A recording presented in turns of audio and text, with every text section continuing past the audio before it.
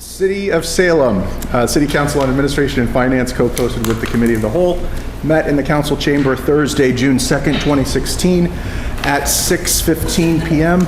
for the purpose of discussing the matters listed below. Notice of this meeting was posted on May 26th, 2016 at 1:42 p.m. And a revision was on June 1, 2016 at 3:12 p.m. to make note that the city clerk, city council, and elections have moved to June the 7th. Absent from the committee presently is Councilor Dibble, but he is en route and should hopefully be here shortly. And in attendance from the, otherwise everyone else from the Committee of Administration and Finance are present. Also in attendance from the Committee of the Whole is Councilor Lovely. This evening, the subjects that we have on for the budget meetings this evening are the following departments. The Mayor's Office, Legal, including the Solicitor and Licensing, Human Resources, including Administration, Workers' Compensation, Unemployment, and the GIC Insurance, Planning, the Conservation Commission, Planning Board, Market and Tourism, Historic Commission, and last but certainly not least is the Fire Department. We will go out of order tonight and start with Human Resources. Thank you. And present from the meeting, present for the meeting tonight are Mayor Driscoll, as well as our Finance Director, Sarah Stanton, and presently before us is Lisa Camerata, who is the HR Director for the city. Welcome. Thank you. All right, so without any further ado, Mayor, Ms. Stanton, Ms. Camerata, it's all you. I don't think there are major changes in the HR budget this year.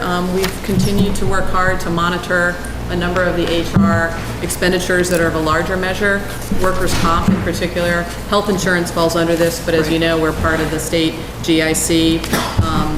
For us, I think we're excited about seeing the GIC continue to reap benefits for the community in terms of really stabilizing one of our fastest growing cost factors just a few years ago. It's still pretty expensive, but being a part of a large group that includes state employees, and I think up to 83 communities are now part of the GIC, has certainly been beneficial to us.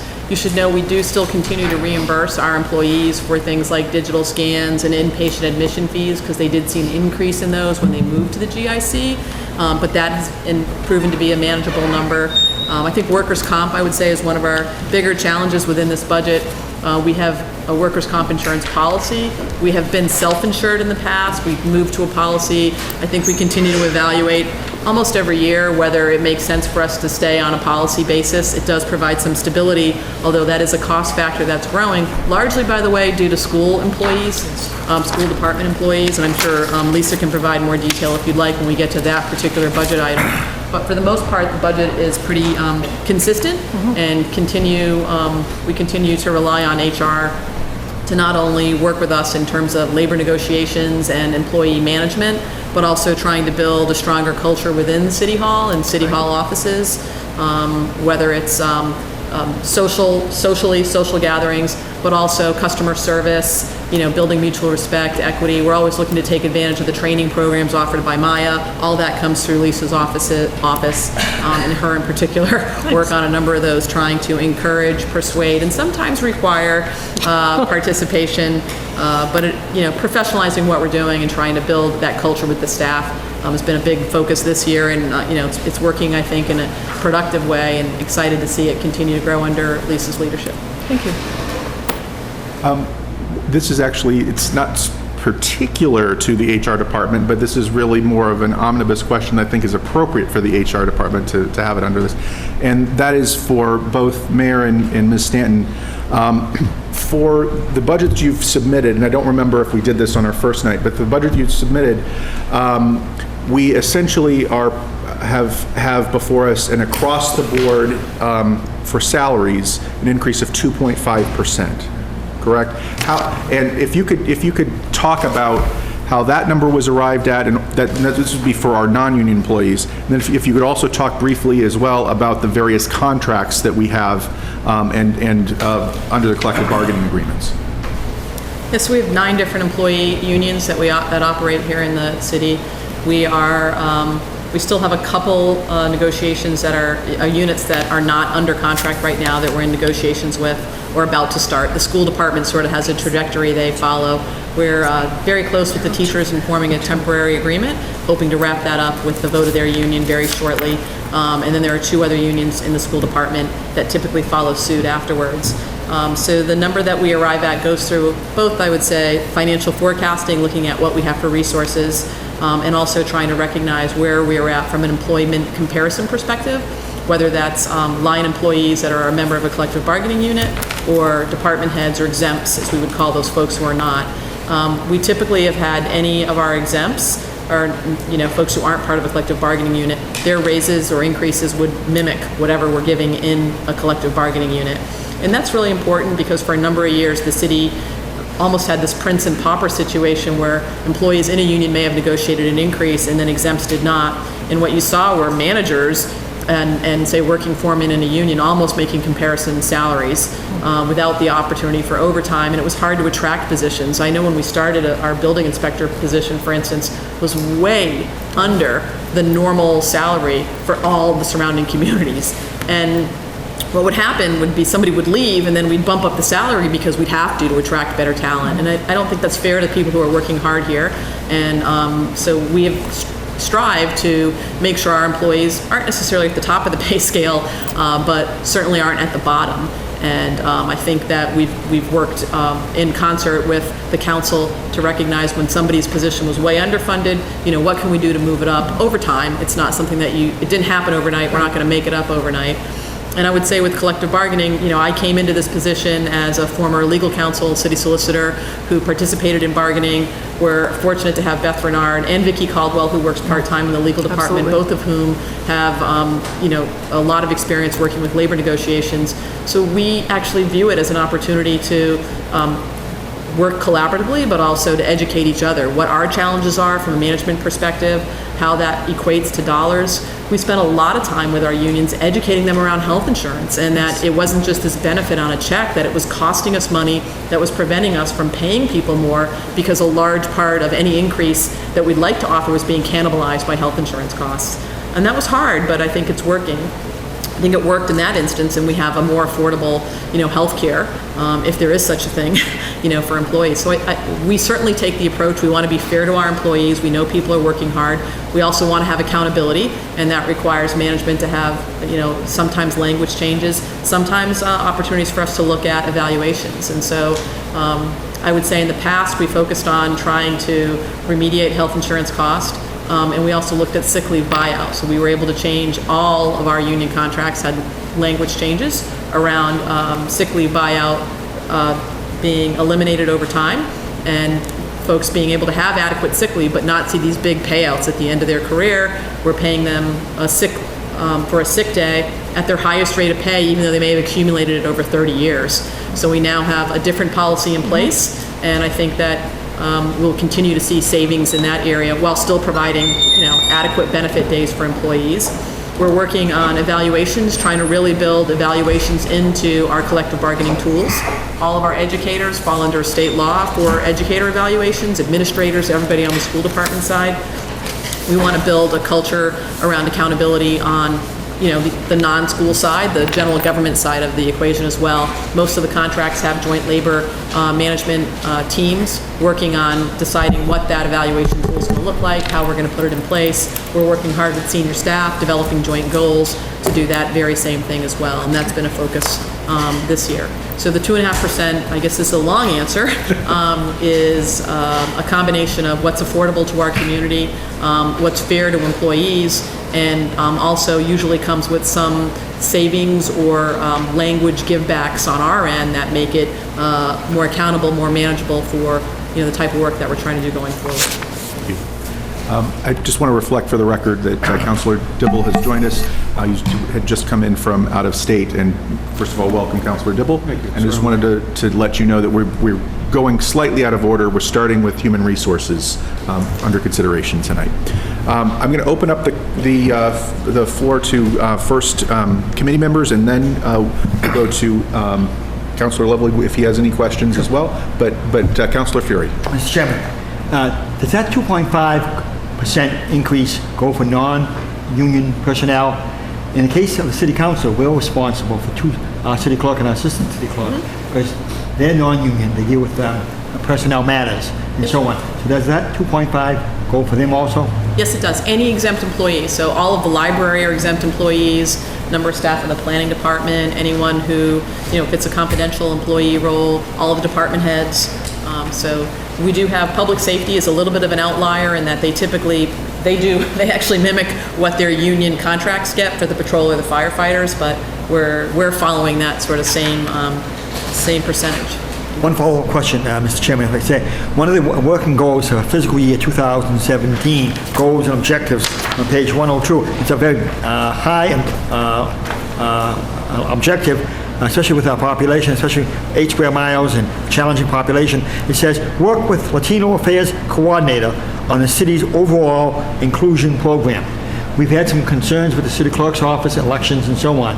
How do you see that as a positive in 2017 to try and bring in the Latino Affairs Coordinator? Well, I think it's an extremely positive step. I think that I've actually met with Laura on several occasions. She's actually working with me on the conversational Spanish class as well, which we've opened up to. We targeted 3 departments. We targeted building, the city clerk's office, and engineering, where there's the most sort of constituent traffic and resident type questions. So just to bring that back to the city clerks, I think as well as the city, we have just an increasing population of non-English speaking, residents, constituents, employees, or that, English isn't their primary language. And we're sort of bring it all together where people do feel included. I mean, diversity isn't inclusion, but they still sort of go together. But we're working together so that, new employees, I'm expanding our onboarding process so that, I get to know somebody in HR, I know what their children's names are by the time we're done, that sort of thing. But once a person is hired, that person ends up in a department and, as much conversations I may have with the department head, I want to make sure that person feels like, we're a big team. Sometimes we feel like a big family here. So we're trying to make everyone feel like they're included as part of our group here. So, not only with the second language that we're trying to, work on as well, is just making people feel like they belong. I've been here for 9 years. I feel like I've been here forever. I'm very happy here. When someone new comes in, I want that new person, whether that person's going to the collector's office, the city clerk's office, or, over at the DPW. I want that person to feel like this is a great place to come to work. Thank you very much. Thank you. ¿Habla usted español? I see. Usted sabe que habla español. I'm Bilingual. I see. And that's also one of the great assets. I mean, among all of your other talents, Thank Lisa, you. is that's definitely one that I definitely value Thank you. in your role for the city. Thank you. Councilor Gerard. Thank you, Mr. Chair. Through you, that I have to say, especially where you're bilingual, that estoy tan celoso that I'm very Gracias. that I wish my Spanish was better. But I'm really happy to see that we are doing this, that you are engaging this work and teaching other people who want to learn Spanish, because it is spoken so frequently throughout our city. And I think that that's really great, and it's fantastic with a customer service perspective. And earlier today I was talking with the finance director, and we were talking about the other thing that I was really impressed about, the Public Employee Committee. For the health insurance. Yeah, for the health insurance. I don't know if you want to talk about that a little bit, but I think that that's really fantastic, trying to negotiate how people can get their health insurance and get that through the GIC. And it's speaking to exactly what you're saying about like how we are a big family, how we have to figure out how to connect with each other. Right. Yeah, so the PEC, we have a group that's comprised of, just to touch upon that, I think I do mention it in here because we just negotiated a new contract to stay with the GIC for 3 years. So it's a group made up of union representatives as well as representative from the retirees, which has proven very helpful, actually. So it's a collaborative effort on, we're in the GIC and, we look at what the rates are, and once we decide, maybe like the mayor mentioned how we still do reimbursements, and that sort of, we look at that and say, maybe we need to reimburse for something else, or what do we see people, what are you hearing from your union membership? Maybe they want us to maybe there's a thought that instead of reimbursing for in and outpatient co-pays, maybe we want to look at, deductible's kind of hard, we've talked about that before.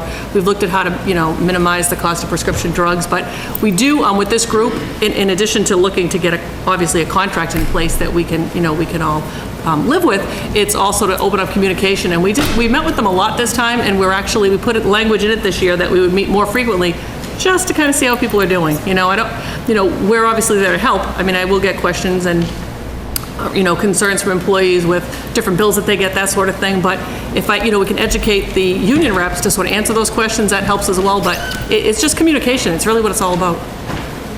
And if I can just ask one more Got the question. floor. Thank you, Mr. Chair. So in the section about human resource, about the GIC, the group insurance, that you mentioned that, have you gotten the rates yet from the GIC for this year, or when do you anticipate getting the rates? So we actually got those second week of March, I think. So our budget is actually, which Sarah can talk about as well, based on the new rates plus pretty accurate enrollment, because we waited to finalize our numbers based on open enrollment, any plan changes that anybody, we try to encourage people to go to more affordable plans. So those rates come out in the spring, early spring, and then we, sort of try to figure out who's going to go where, who may move.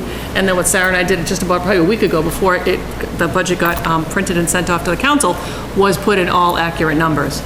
So we were concerned at one point, we thought of about it was 7.1% weighted average, and then as it came down, I think it was 5?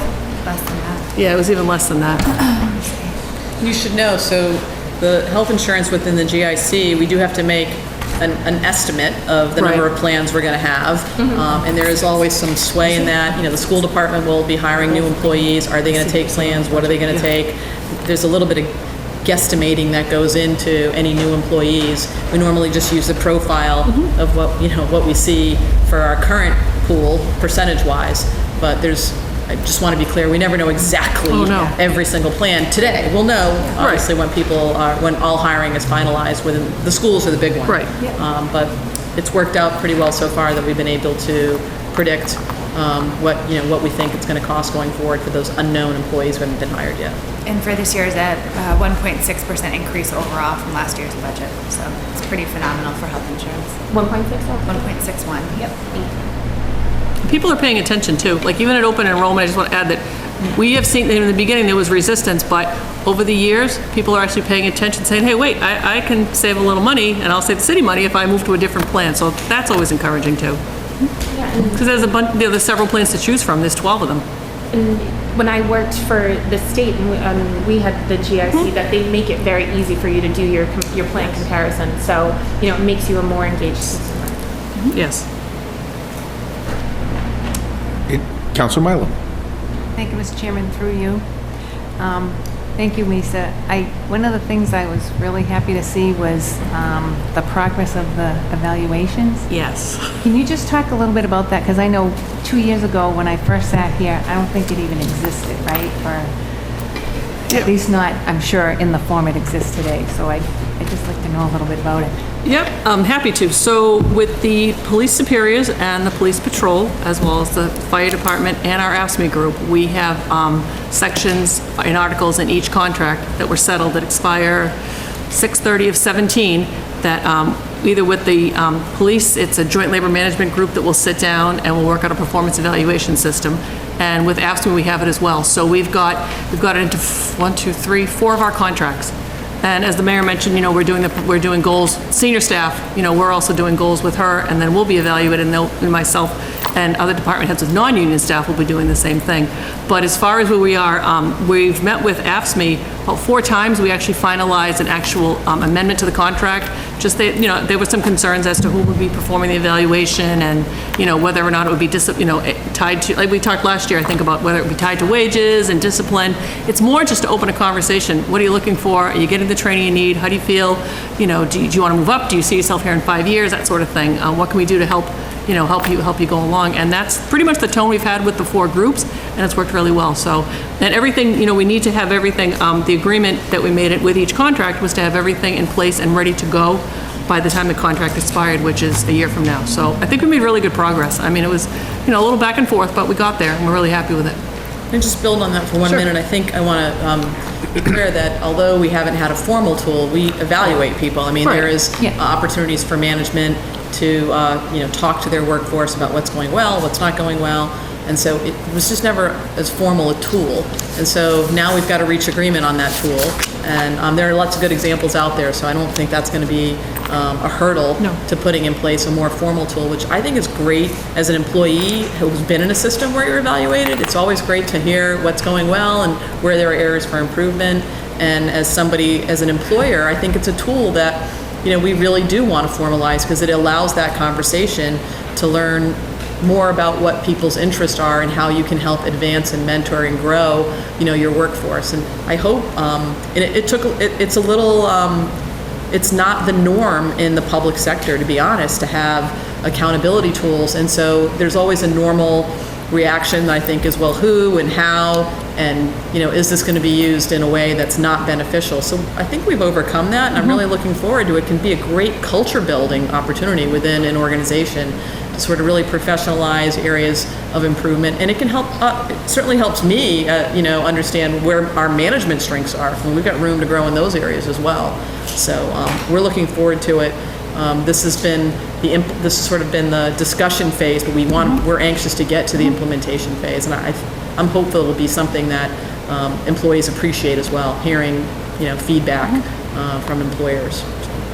Yeah, I think once you do you use it at Salem Estate? Yeah, we do. Yeah, and it's very helpful because if at no other time throughout the year you can sit down with somebody and say, look, this is what I'm thinking about, this is what I think we should do, whether you think we should go in this direction or not, and a lot of times there are a lot of good ideas that come out of it. Yeah. One of the other things, Lisa, I think you were talking about training opportunities. I think that's something to kind of, you listen closely to everything, but listen closely too, because I think, especially when, we're trying to be as lean as we can be, sometimes there are things that are really valuable, and I consider training opportunities and professional development a really valuable tool, again, to grow skills of employees. And sometimes I think those might be the things that kind of everything gets cut, let's face it, but I think that's a place to also pay attention to, and you may get that kind of feedback and be surprised at how you can kind of motivate employees to take ownership, through that kind of stuff. But, I just have a couple more you got the floor. questions. One is, I just want to go back to GIC, and this is something that they do at Salem State. Do we have any kind of an incentive for our employees to get off insurance? Do we do that? Yes, so we have an opt-out program. Yes, okay. It's a 2-year program, and as long as the employee has been on our plan for at least a year, he or she can opt out, and we have a cash incentive for that. And I can't remember the amount. 20,000. Oh, total. I'm looking at the total budget. I forget what Each, I know, there's an amount, I'm sorry, it just like escapes me. I guess most people don't take advantage. No, we actually have quite a few that do, and it's 2 years, and then once, after the 2-year phase is over, then, they're just off So our it's plan. 1,500 for a family, 600 for an individual. Yeah. I'm sorry, so could you repeat that? More than that, because it's 4 payments. Yeah. This I'm is- sorry, I can't That's okay. remember. Zoom Where are in. we? Zoom. I can't read it. That must be the first payment then. Sorry. We love tiny fonts and fine. So we get it to you. Yeah, I'll get it to you, I'm sorry. Even really, I thought it was like just curious if we had a 1,506, program. yeah, it's in that, Yeah. for being off for the year, and Yeah. these plans, a family plan can cost us 15 Right. grand. Oh, I know, that's what I'm saying, it's like, right. yeah, it's a good deal for us. And I just have one other question. The unemployment number, I don't know when these numbers freeze, but it looks like for this year, it's kind of a lot lower. So what do you mean when they freeze? Like, I don't know. Year to date, year to As date. far as your budget, like, I don't know what date you froze the numbers that are in the cautiously budget. optimistic. You know So what I mean? 5.5. So on the top corner of any budget page for the budget detail, it should say. So for instance, if you May go 5th to, up in the left-hand corner of your top page. yep, so if you go to page 8-112. 12. Oh, okay, It'll be in all the right. top right-hand corner. I was just looking at 8-103, and it showed like, FY14 was 262, 15 was 308, and then so far in 2016, it was 221. And I know this is just for school, but Lisa's got the updated numbers, so she can share it with you. Go ahead. so does it look like they're on the downswing? It might come in slightly under. Yeah, so Okay. right now, the city is 9% of what we paid out so far for unemployment, and the school is 91%. Okay. And so the overall right now is 340,618. Okay. So we still have a couple of months left on that. Yeah, because we had talked about, not this current budget summit, but last year, I remember we talked about how we become responsible for unemployment of people who really weren't necessarily working here all that long because of the way the rules work and everything. And I didn't know if this, State law is, Yeah. you're assigned a portion of the unemployment costs, even if the employee was only here for a year, Yeah. goes someplace else and gets unemployed, there's a tailing that comes with that, might be the best way to describe that. And unlike, most private sector employers they pay into the unemployment insurance fund. Right. Municipalities don't do that. I think there may be 3 that pay into it. Most of us pay self-pay for these items so that we are responsible for it. And it's primarily driven by our school employees. So there's just a more mobile population there that number has grown. We have worked with school employees. They have a new HR director. We've done trainings to make sure they know what the rules are, the requirements are, to help us try and address, rising unemployment costs. yeah, that's good. Given the budget size, Thank you, Mr. this is the worst number in the world. Thank you, Councilor Milo. And just as a follow-up to one of Councilor Milo's questions, then I'll call on Councilor Dibble. On the question of the incentivizing individuals off of city health insurance, I'm just clarifying for everyone, that's really for families where there's another employed spouse who has health insurance available at their other employer. Yeah, actually. Looking to have our... Oh, no, not at all. In fact, we can't remove someone from one of our plans until we prove to the GIC that there is coverage elsewhere. So We've got- this isn't, no. We've got Romney Care that we're dealing with and also Obamacare as well. Okay, thank you very much. We Councilor want Dibble. people insured. Absolutely. Thank you, Mr. Chair. Lisa and Mayor, I'm sorry I was a little bit late today. I still feel like I'm driving down from Portland, Maine. On Tuesday, we reviewed a lot of departments, and one of them was the Public Services Department, and I forgot to ask one question. I didn't see it in their budget, and then when I reviewed my notes later after that meeting, I forgot one question, but I think in Human Resources, you might be able to answer their question that I should have posed to them, was on trainings for some of the laborers, Ron Melianic, and then his laborers that handle trees in the city, and what trainings are offered to those folks those workers on a annual basis. You did So- ask that, actually. I didn't. Yeah.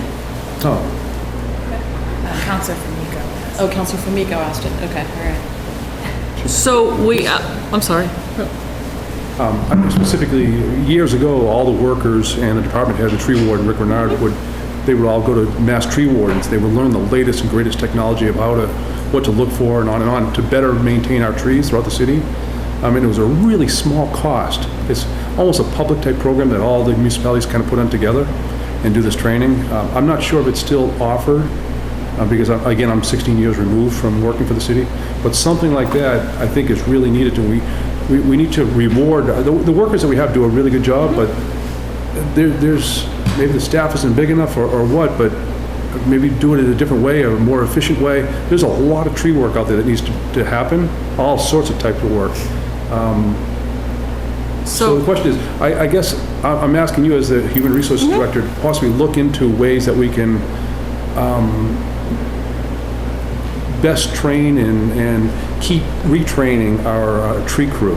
So we do, and we're still going to continue to do it. What's nice about having Maya as our workers' comp carrier, we have a whole boatload of trainings at our disposal. So, they're available, I guess is a better phrase. But in any case, there's chainsaw training, there's bucket training, we send them to hoisting license renewal training, all types of training geared right towards, right from even just proper lifting techniques. I mean, those are available, and the Public Services Department does take advantage of those. In fact, I believe we got Maya Rewards credits for sending them to the bucket training. I think that's what it's called. I mean, it's the guys that go up in the bucket in the tree truck, as well as the chainsaw and the safety training. So yes, we do take advantage of that, and it's out there.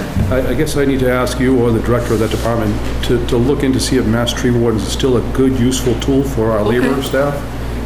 The way it was 25, 30 years ago, I don't know if it still is.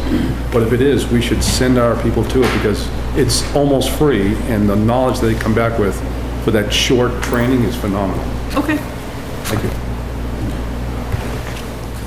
Councilor Lovely? Just a quick question regarding the voluntary benefits and deferred comp. Says you want to secure a provider. How will that process take place?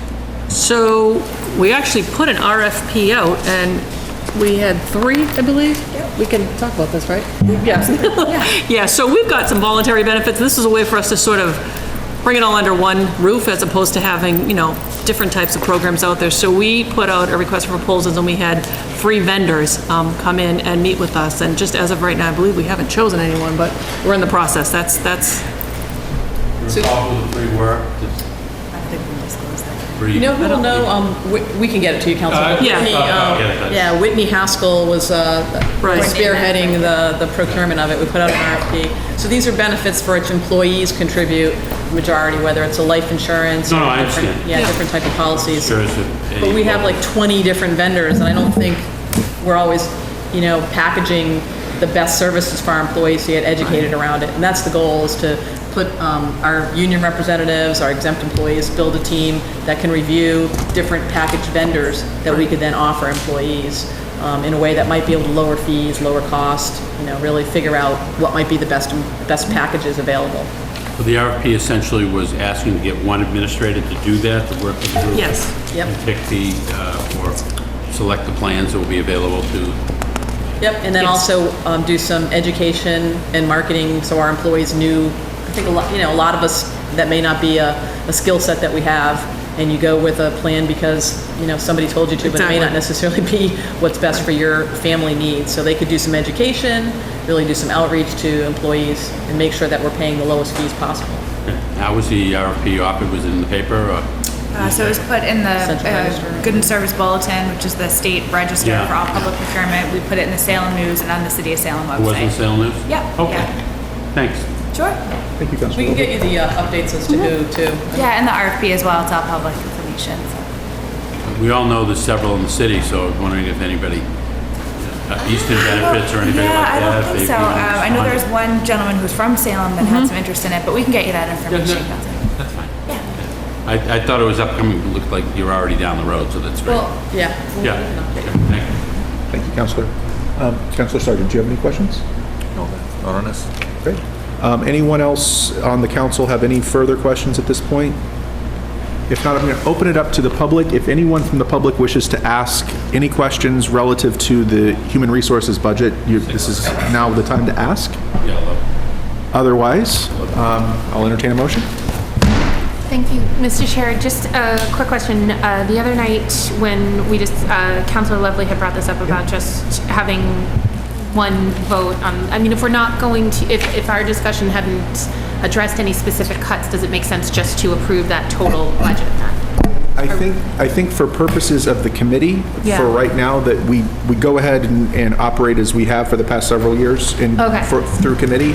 And I've already had spoken with our city solicitor specifically regarding the question for the overall city council meeting. And unfortunately, our city clerk is on vacation this week, so once she returns back on Monday, that discussion will resume with both Solicitor Renard as well as myself. Then we can get hopefully an answer to that and expedite things, because I'm definitely in favor of expediting if we're able to.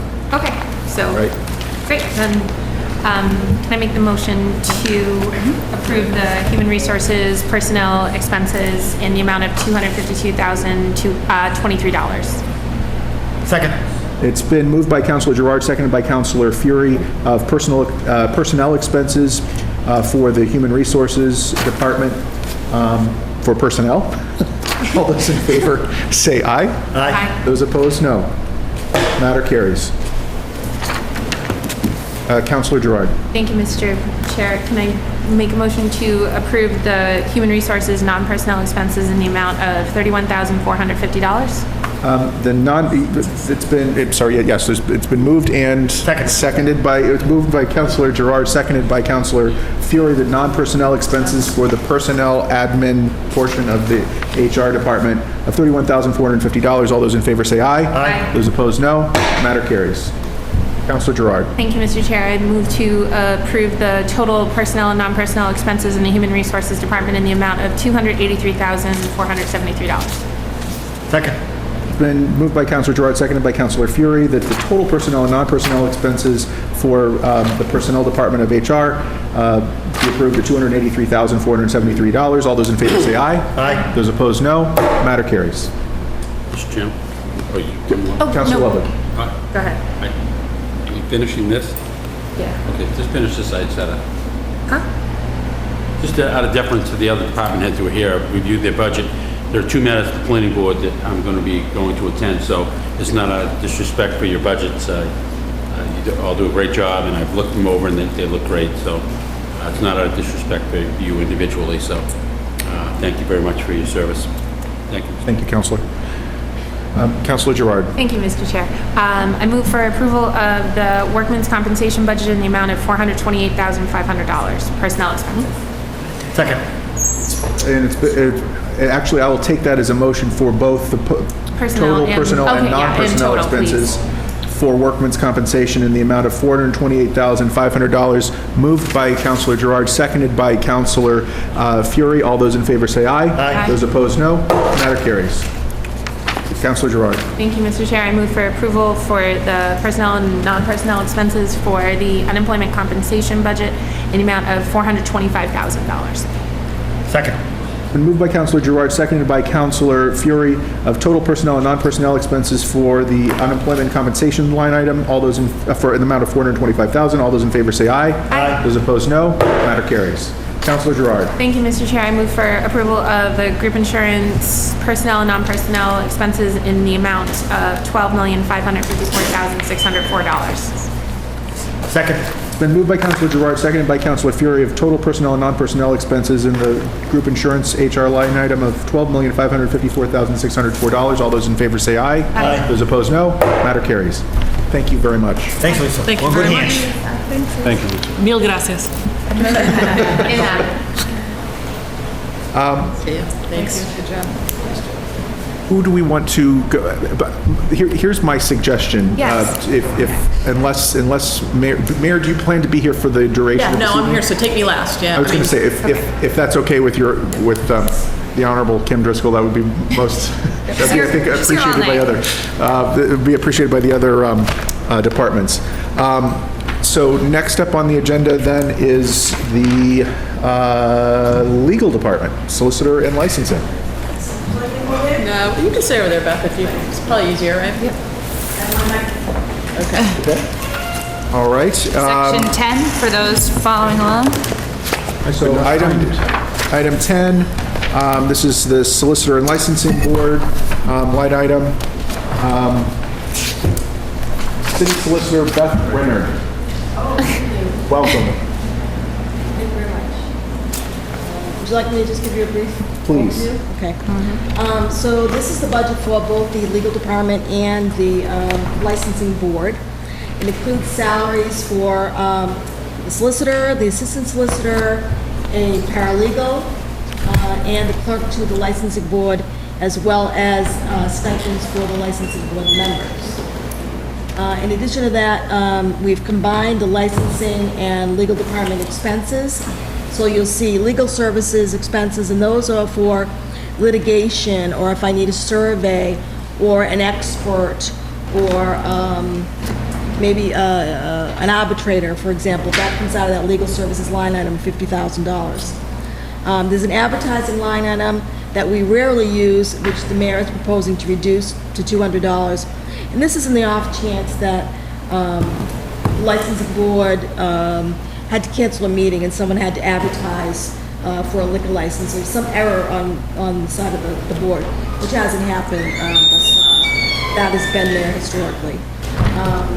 Printing and binding is, we try to be very lean. We used to order, regular stationery from a printer, and we've been doing it just with the computer, so that's been reduced. Office supplies are pens, papers, ink, that type of thing. Dues and subscriptions has been reduced to $4,000. We have a new contract with With Lexus, I used to have Westlaw, which was a little bit more expensive, been able to reduce that down. And judgments is a $7,000 line item that the council has for any claims that are presented to the council that aren't paid by the insurance company.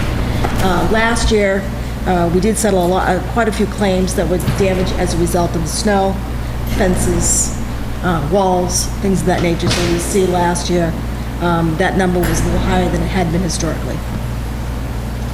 Thank you. And you actually, that's the question I was going to ask, is that more a deductible for Maya? Is that what that is, or what? Some of the things that, Maya, for example, with the snow plows, a lot of times we couldn't determine whether it was a city plow, a contractor, someone plowing for a neighbor. So Maya denied all those claims. The committee decided that they were going to try to settle some of those claims that were more than likely caused by city plowing. There are some claims like pothole claims that unless you have noticed the defect, Maya doesn't pay them because there's no liability. Sometimes a counselor may be aware of a pothole, report it to themselves, this has happened several times, to the DPW, it doesn't get fixed in a timely manner, someone on this street has it. So it's... So this is the city doing better than the insurer? Exactly. Okay. All right. And I ask you this question every year. You are former counselor Joe O'Keefe always found, and Chief Cody is actually not present in the room right now, but he is here. Chief Cody in the fire department was his baby, and the legal department is mine. So what is there anything that the solicitor's office needs that is not currently provided? I don't believe so. So like what I'm thinking of offhand is, do you have enough, do you need a legal subscription, for example, to Westlaw or LexisNexis? Is that something that you... Are you offering me one? I'm asking. I'm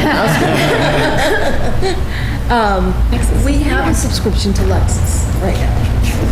We use it quite frequently. Thank you. But if, I'm just suggesting that to make sure that everything is up to date and up to speed, I will advocate in the mayor's office for you if you need that. Thank you. All right.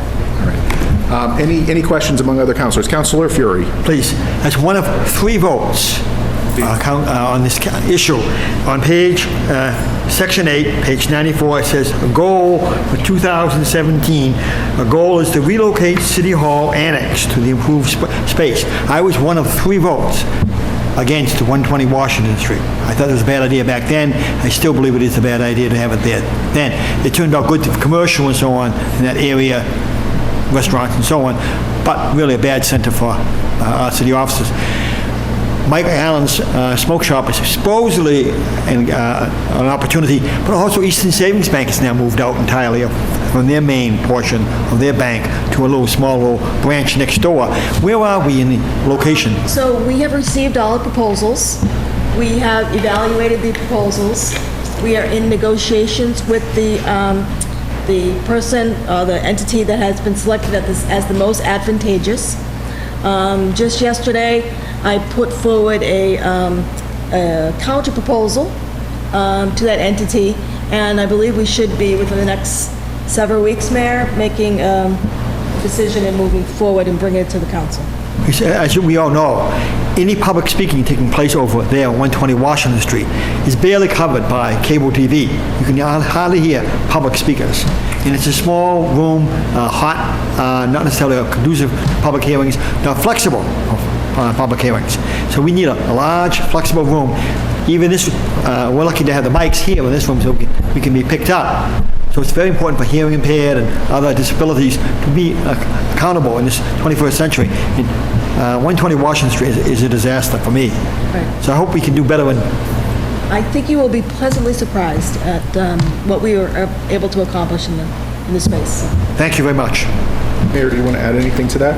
No, we're hoping to get it before the council. We'll certainly be talking with members individually. I know we had a committee, I think Councilor Formica, maybe Councilor McCarthy was on it when we initially put the RFP out. We share your desire to vacate the current premises. They serve their purpose. I was one of the counselors who voted for that space, and I think we saw it as an economic development tool, much like we have used our lease in the past, and it's clearly worked. That area of Lappin Park and Washington Street and Essex at Townhouse Square is much revived. We do have a building across the street that is probably the worst-looking building in Salem right now, and they did apply, they did respond to the RFP, and we're hopeful we can reach some terms and come into the council and have it be supported. But to be clear, we definitely do not want to stay in the current facility, and we've made that clear to the landlords as well. Thank you. Any other questions from committee members? Yep. Councilor Mr. Chair. Gerard.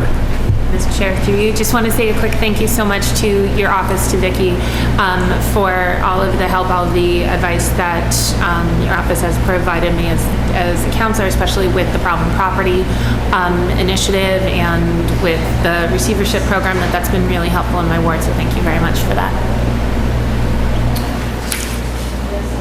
Councilor Dibble. Yes, thank you, Mr. Chair. Through the mayor, I guess, the building that we're looking at now to locate City Hall Annex in, you're right, it's an economic development tool that we really turn around the little neighborhood, or at least the building itself, and then we move out, other businesses move right in. It worked at 1 Salem Green. I had the privilege in the year 2000 of walking through 120 Washington Street with Councilor Joe O'Keefe, who was the deciding vote at the time, and trying to convince him to vote in favor of it. This time around, I will not be the deciding vote on this, because I will be in support of whichever way we go, as long as the numbers make sense. You won't have to convince me of this, because I know that the program works. You have my support on that. But with regard to the Solicitor's Department, I think I need to pay your office a compliment, but before I do, I need to clarify. I remember years and years ago, we outsourced a lot of legal services, a tremendous amount of legal services, but we had a smaller staff. But I think that you're doing, you're reducing that significantly and taking care of the many issues in-house. Is that a fair statement? Correct. It looks like just last year alone, you cut that amount in half. And hopefully you're able to continue that, because it's not a lot of money that you're spending outside of your office. Right. This year, we do have the litigation expense with Northside Carding, with the transfer station and the collection contract. So I expect we will be heading to trial on those, at least one of those cases. So we will have some litigation expenses, but other than that, I don't anticipate anything else. I applaud you. The more you can keep in-house and keep those costs down, that's a good thing. For a city of 42,000 people, in paying outsourced legal services of around $50,000 a year is tremendous. That is an absolute testament to It was 26 or something like that last year, so Yeah. it's much lower. So yeah, thank you. Thank you. Any other, Councilor Sargent, do you have any questions? No, thank you. Councilor I'll Milo? let you know. Okay, will do. Any questions from the public? Seeing none. Councilor Gerard. Thank you, Mr. Chair. I move for approval for the solicitor licensing personnel expenses in the amount of $273,780. Second. It's been moved by Councilor Gerard, seconded by Councilor Dibble. Just trying to find myself here on the... Number 10. Thank you. Personnel expenses, line item for legal services and licensing, in the amount of $273,780. It was moved by Councilor Gerard, seconded by Councilor Dibble. All those in favor say aye. Aye. Those opposed, no. Matter carries. Councilor Gerard. Thank you, Mr. Chair. I move for approval of the solicitor non-personnel expenses in the amount of $62,300. Second. Been moved by Councilor Gerard, seconded by Councilor Dibble, of non-personnel expenses in the amount of $62,300. All those in favor say aye. Aye. Those opposed, no. Matter carries. Councilor Gerard. Thank you, Mr. Chair. I move for approval of the solicitor total personnel and non-personnel expenses in the amount of $336,080. Second. It's been moved by Councilor Gerard, seconded by Councilor Dibble. Total personnel and non-personnel expenses for the Legal Services and Licensing Department in the amount of $336,080. All those in favor say aye. Aye. Those opposed, no. Matter carries. Thank you very much. Thank you very much. Thank you, Beth. Next on the agenda, we have planning. Do you want to do planning first or fire? Fire's short. Planning maybe long. I'm sorry, Lynn. I'm So close, Lynn. I know. I don't know. It's just that fire. In deference to the Ward 6 counselor, in memory of Joe O'Keefe, I call on Chief Cody from the fire department. Which also, Mr. Chair, if I may point out that they did have a really, in their section, they had a beautiful picture from Councilor O'Keefe's funeral. Absolutely, absolutely. Awesome. Thank you. Fire department is under number 12.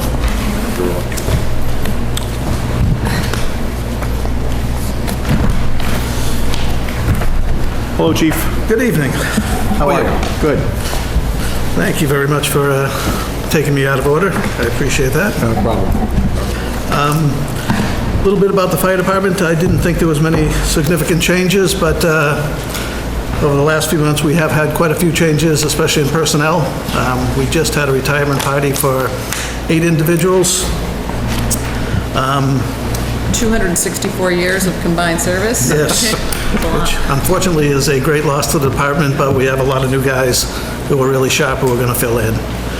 So this July, we'll have promoted 3 deputy chiefs, which is really unheard of. We only have 4 in the department, and 3 in 2 years is quite a few. So we will have 3 new deputy chiefs. We just promoted 4 new captains, 4 lieutenants, with 1 additional coming on. Just hired 3 bilingual firefighters who will be attending the academy July 18th.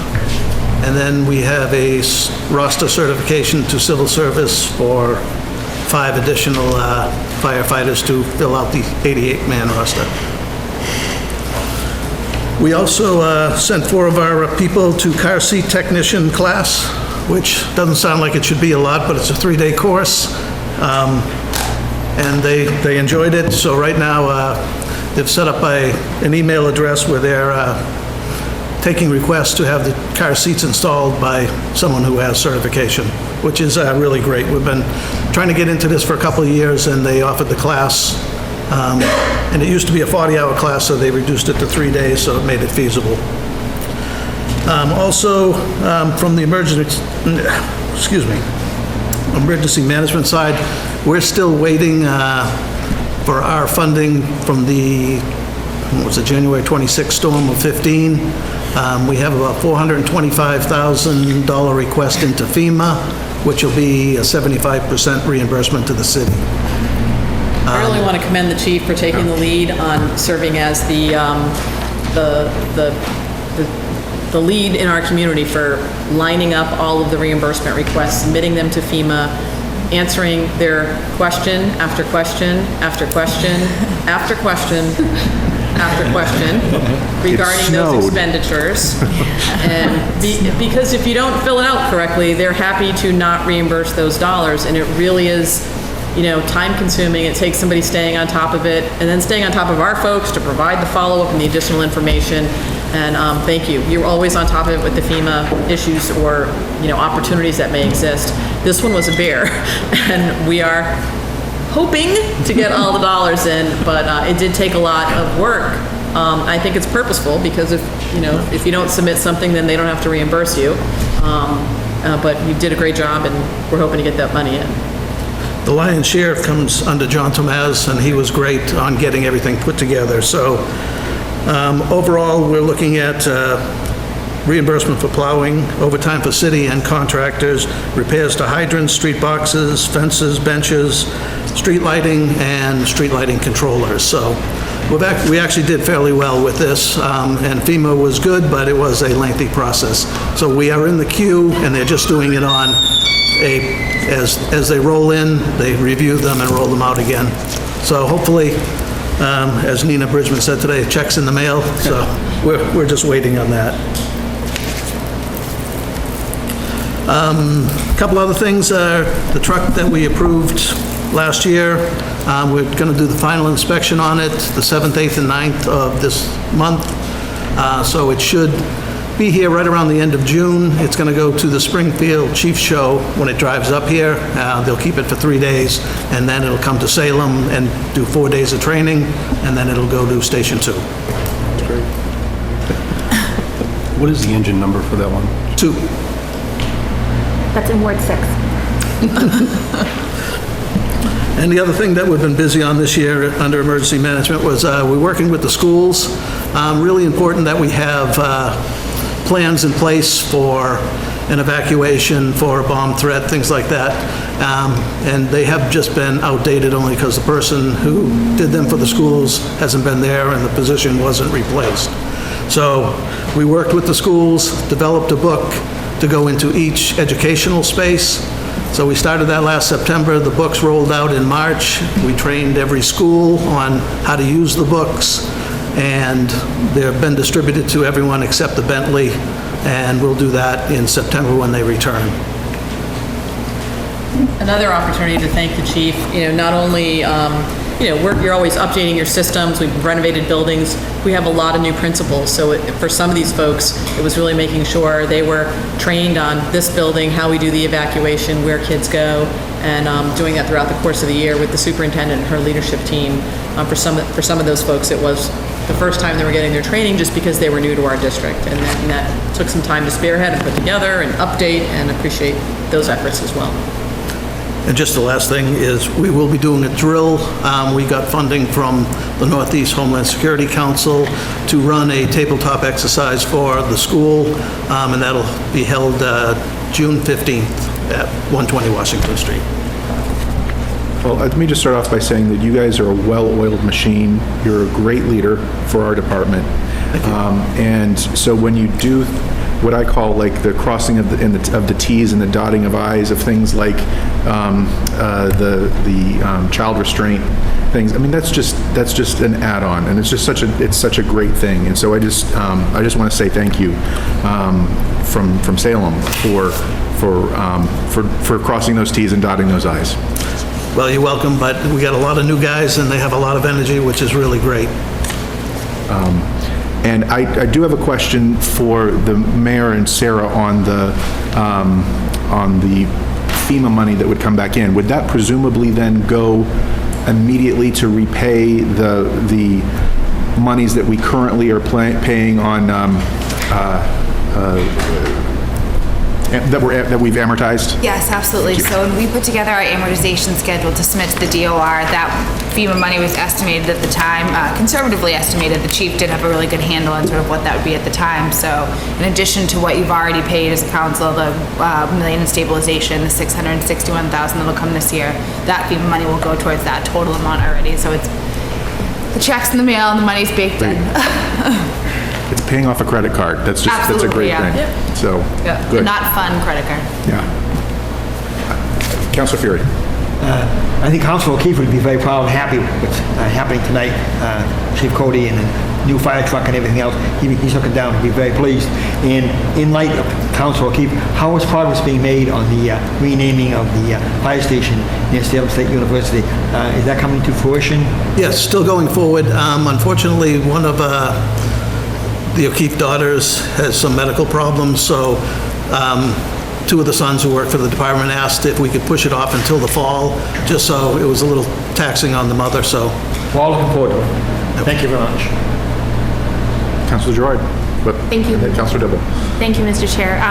First of all, you guys do an absolutely incredible job that unfortunately I got to witness when my next door neighbor's house burned down in March. And what was so impressive to me was that when it looked like the fire was out, the guys were still going around and they were still pulling at the boards to make sure that everything was out. So they're just so solid in their work and their work ethics that I can't commend them enough.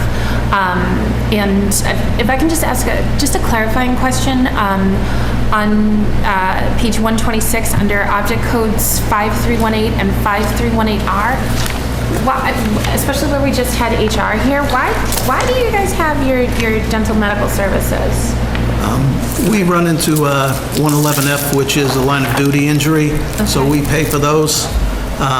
And the top line, the 5318 is for active people, the 5318R is for retired personnel. Thank you. You'll see the same thing in police, Okay. retired and active, those items. But it was just odd just to see where, HR does everything else. Public safety has a separate statute, so the 111F only is for police and fire. Everybody else, workers' comp, falls under a general heading. Okay.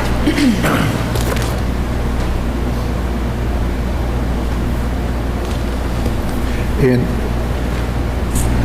I'm just looking at, for example, if you look on page 8, 120, specifically referencing what Councilor Gerard just brought up, for year-to-date, and I'm going to presume that's the beginning of May, Sarah? 513. That we're not quite close to hitting what the budget numbers were for last year. I presume we'll stay under budget for this year, and, okay, got it. Yep. Anything else, Councilor? Okay, Councilor Dibble? Yes, thank you, Mr. Chair. Chief, I have the highest respect for your department and firefighters everywhere. When I was younger, probably 6 years old or so, I watched my house burn down. And then about 4 or 5 years later, I watched another house almost burn down. I saw you guys in action firsthand when I was 9 years old, 10 years old, I forget. I was young for the second house, but I remember both. And I saw the way you guys work firsthand. So yeah, you have my support on this council and everything that you do. Couple things. I'm curious about, I represent Ward 7, as you know, South Salem. You have Engine 5 and Engine 6. Engine 6 is a much older vehicle, but I guess it's still in pretty good shape and used as your backup, which is good. I'm wondering, do we have plans at some point, I didn't see it here in the budget, to replace the Engine 5, the one that we currently use, at some point in the future? Always have plans to update equipment whenever we can. Engine 5 is a 1995, so it is 23 years old now. So it's well past its service life. Normally, a service life of a piece of apparatus would be 10 years with 5 years in reserve. We actually take good care of them. We have a small city, so we don't run them quite a bit. We try to go 15 years in frontline service and 5 years in reserve. So our reserve apparatus and Engine 2 and 5 are both past 20 years old. But we're only replacing 2. At this time, yes.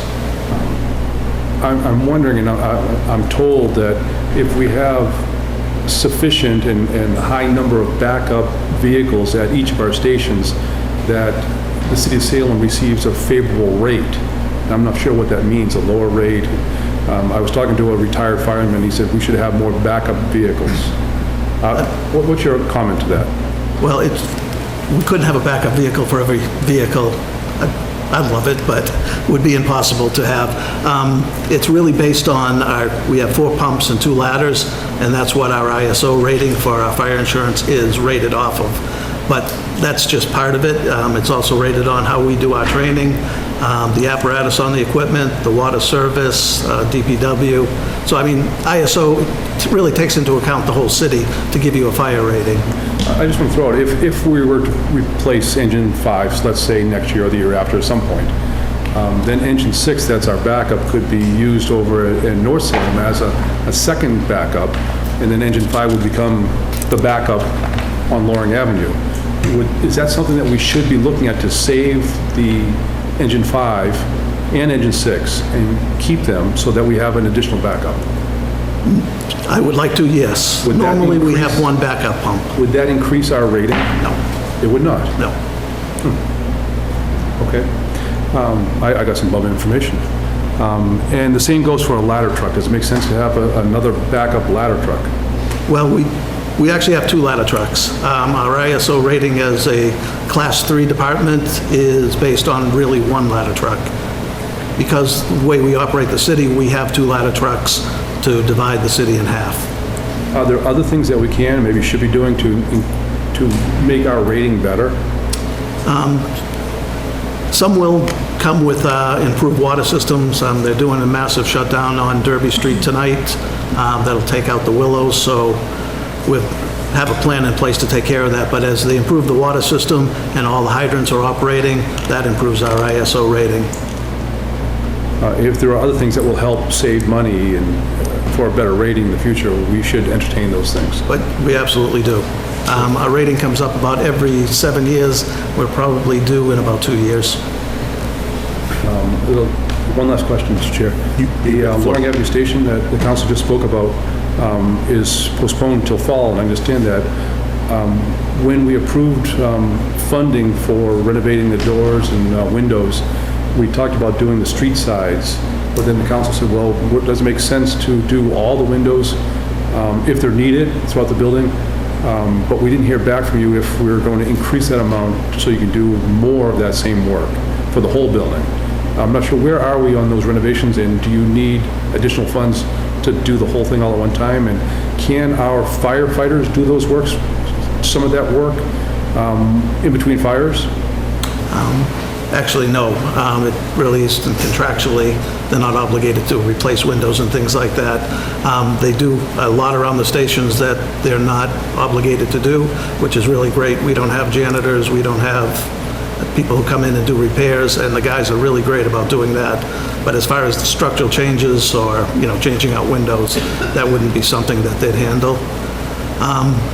We did appropriate, I think we talked about around a figure around $45,000. Mike Lithrakowski was working with some vendors to get the best bang for the buck out of that.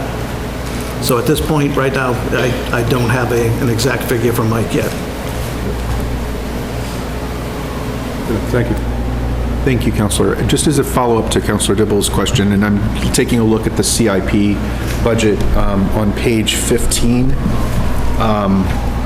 and specifically under fire, not for this year, but I'm just looking at the requested for fiscal years 2018 through 2021 of what's theoretically there.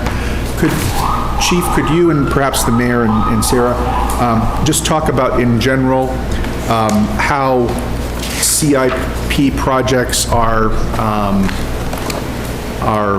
proposed, what the process is in vetting of what we can afford, et cetera? I mean, each year we have a process where we ask department heads to look at what their capital needs are. When we build a CIP, it's usually a 5-year plan. I will say that it shifts. If you see something in 2020, that may not come together depending upon what's happening. But usually within, a 1 or 2 year time frame, we try and be very realistic about what their needs are, particularly for items that are more easy to detect. We know we're going to need police cars every year. We try and plan for fleet or apparatus, large purposes. You'll see, for instance, for next year, the new engine is in there. So we are planning for that. You'll also see a new engine 5 in there. I don't know if we're going to be able to swing that, but it is in there for FY18. And there are some ongoing discussions. Well, there were some ongoing, very preliminary thoughts with Salem State if they were building out a public safety building. Was there some opportunity for some economies of scale around our public safety needs for the station that's there? So those discussions will at some point continue, but there is a process for department heads to get those requests in. They're then vetted. We want to be mindful of how much we're spending. We talked a little bit about this at the budget retreat. Some years we have more pay-as-you-go, meaning using our stabilization funds or cash reserves to pay for items. Some items we're bonding for because they're just that expensive, and some items we're going to maybe do a lease to purchase or another finance tool that might be valuable for us. But we're trying to be thoughtful. My message to department heads is we want to avoid emergencies. I don't want to know that all of a sudden all of the radios broke in all of the vehicles and you didn't ask for that in any of your CIP requests. So make your priorities known. And then oftentimes, it's a long list that we're not able to afford all of those items. So we ask our department heads to prioritize what are the highest needs, and let's be thoughtful about what that is. I don't like the game of, I'm not going to ask for the roof because I really want the really cool new tool over here, even though we really need a roof, and then in the middle of the year, the roof is leaking and I need a roof. We really work hard to challenge our department heads with what are the priorities, but let's work together. What are the needs that we have for the department, because we want to provide effective and efficient services to citizens. And I think for the most part, it's worked well. We don't like coming in with last-minute requests for things. We're also trying to be smart with respect to what's happening. If, we've been trying to put that COA building, we've tried to build a new COA building. We could dump a whole lot of money in that building. We've held off on doing that because we're trying to invest in a new building. So we don't want to necessarily put good money after bad, and that's part of the process as well. And So- it's submitted in time for the budget. So is it fair to say then, I mean, you, just for example, using fire as an example, very likely next year we'll be seeing Engine 5 truly as on the block for, for this discussion next year. But for example, some of these things like the new fire station 5, that might be moved to fiscal year 2019 in next year's CIP budget. Just looking at where we are Other financially. variables for Yeah. that one that may come into play that might move that in a different direction. The apparatus, definitely, we'll probably have a conversation with the chief even about, because it's a year-long process before it's here, we do try and, it's an older vehicle, is there a way to expedite the process while the payment might still happen at the time frame we have in that budget? We've done that in the past, and I do think we've also tried to recognize there are some items that are routine. We used to always put like computer purchases in a CIP when we know we have a rolling stock of computers that we're going to be turning over. Let's be more thoughtful about how we take that into account within our CIP. So we're looking to improve it all the time. But certainly I want to be clear, I'm not telling the fire department what their needs are. We want to know what they are. We want to try and figure that out. I'm not telling the police department what their needs are. We need to rely on the professionals in those departments to help us understand how they can do their job. What are the tools that they need? It's my job to find the resources and sometimes to be the person that says, I know you need 3 backhoes, 2 dump trucks, and a new vac truck. We can't afford all of those, So what are your highest priorities if we have, this much revenue we can carve off for these issues? And Or maybe we get a solid Ford rather than a Cadillac kind of thing, it's a collaborative process, and I don't mean to speak for you, Chief. We're not trying to put the squeeze on department heads. It's a resource allocation challenge, and I think most people respect that. But we need our people to have tools. I'll also say, you folks know this, we are aggressive on grants. So sometimes something you might see in a CIP may not have been the highest priority item, but it's an item that we got a grant that pays 50% of the costs. So we're going to leverage those dollars and resources because it's something we're all eventually going to need to buy anyways.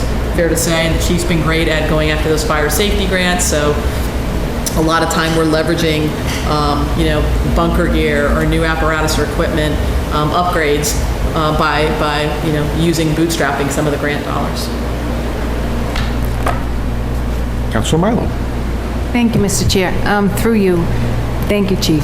I appreciate everything you and your department do. Did I just hear, based on this exchange, that if the chief comes forward next year and says, I need to replace Engine 5, he's going to get it in his budget next year? That's what I heard. Engine 5 is planned for next year. Yeah, it's in there. Well, let me just say that I had this conversation 2 years ago. There were 2 engines in the planning 2 years ago, and so last year we got 1 engine. When I asked why we didn't get 2 engines, it was because it was just planning. There was no guarantee. So now I see it in planning for next year. So maybe I'm channeling Joe O'Keefe here, but is there a promise that we're getting a new engine next year if the chief asks for it? So maybe I'm not being clear. Because, I don't want to interrupt you, but if I ask this question, usually the answer is, well, that's in there for planning purposes and there's no guarantee. So that's why I'm trying to clarify, just so that you know. So when we pick the fiscal year that we're looking at, obviously that's an implementation year, fiscal year 17. The other years that's what we're planning for. We don't know all the variables that are going to come together. If there's some, cut in local aid or options that sometimes we don't necessarily control, it can have an impact. We are planning to purchase another engine next year. We'd even like to have discussions about how we might be able to facilitate expediting it getting here so that it's actually here next fiscal year. And and we're paying for it next fiscal year. That's what we've incorporated right now. Nice, okay. And we're getting our useful life out of that engine. It's over 20 years old. And some, so yeah, by the sound of I think we recognize we want to provide the resources that we can. We should talk about, we just bought a ladder truck not too long ago at $1.2 million. The current engine that we're replacing that the chief was just mentioning is $500,000. Right. So I want to be clear that we are investing in fire resources. I just don't have a blank check to, do as much as everyone might like every single year. Oh, and I think that happens with an older fleet too. You find that all of a sudden, boom, we need, The goal two is new for that vehicles or three hopefully new not to vehicles. happen. Right, But right. it's resource challenges. Absolutely. We're in a good market right now, and it feels like the economy's strong. But in 2007, we were getting less local aid, and new growth wasn't as robust. And so there are challenges that we have to face, as you know, those of you who have been here, around resources and taxes and trying to make Salem affordable while also obviously delivering effective and efficient services. Frankly, I think it's fortuitous in the sense that the way that things have fallen, you've basically every couple of years, roughly, there's a major apparatus that comes online, rather than all of them happening at once, falling apart, and then all of a sudden, Right, instead so you of can cycle $500,000 in. that you're Right. spending, instead there's $3 million that you have to spend right now. Yeah. So in a sense, it's, I love the fact, in saying that this is planned for, anything can happen, things can change, God forbid the economy tanks or something like that. But if all things being equal, it sounds as if there will likely be an engine. That's our expectation. Yeah, That's that'll be in the plan that's next what we're planning year. on, that's what we're anticipating, and we do have two, these both engines that are, one slightly older than the other, but it makes it hard to stagger when you have two that are 20 years old. It also makes it hard to afford to buy two at the same time. When we just bought a ladder truck, the year before, that's, the price of two pumps and I don't know, a little bit more, 2.5 pumps, you get one ladder. So it's just trying to balance it. We don't want anyone to be in harm's way. We have great response times. We have a well-trained staff. We want the apparatus to be there to support and provide the safety that they need as well. So it's in there, and we anticipate funding it. If we can expedite getting it here, which I think is always a struggle, like this was in the budget for this year, we're just getting it at the end of the fiscal year. I think that's a conversation that we definitely want to have. I just have one other, do they still lease engines? Like, is that even an option? I don't know anything about that, but Sure, they is do. it an Lease the option? cars. Can you still get what you want on it and still lease it? Yes, Is you there can do that. any financial benefit to it? I don't know. It's just, Not particularly, no. No. So you have to have, because of DOR, you have to have money encumbered in total. So even if we did lease to purchase, we'd have a slower rate versus the 15 or 20 years that we would bond something over. So we would accelerate the payments a little bit quicker, and we'd potentially could have a lower interest rate. We do our leases with both Century and TD Bank, and it's been pretty favorable. But with such a large-scale capital purchase, we typically bond because it's part of a larger grouping of items, and we can get a pretty low rate. We've leased them in the past. We've used different tools available. It's not leased, it's leased to own. Lease to own, It's a right. financing Yeah. option, that's all. The last one we did was ladder 1, and that was in 2000. oh, okay, so it's been a while. Yes.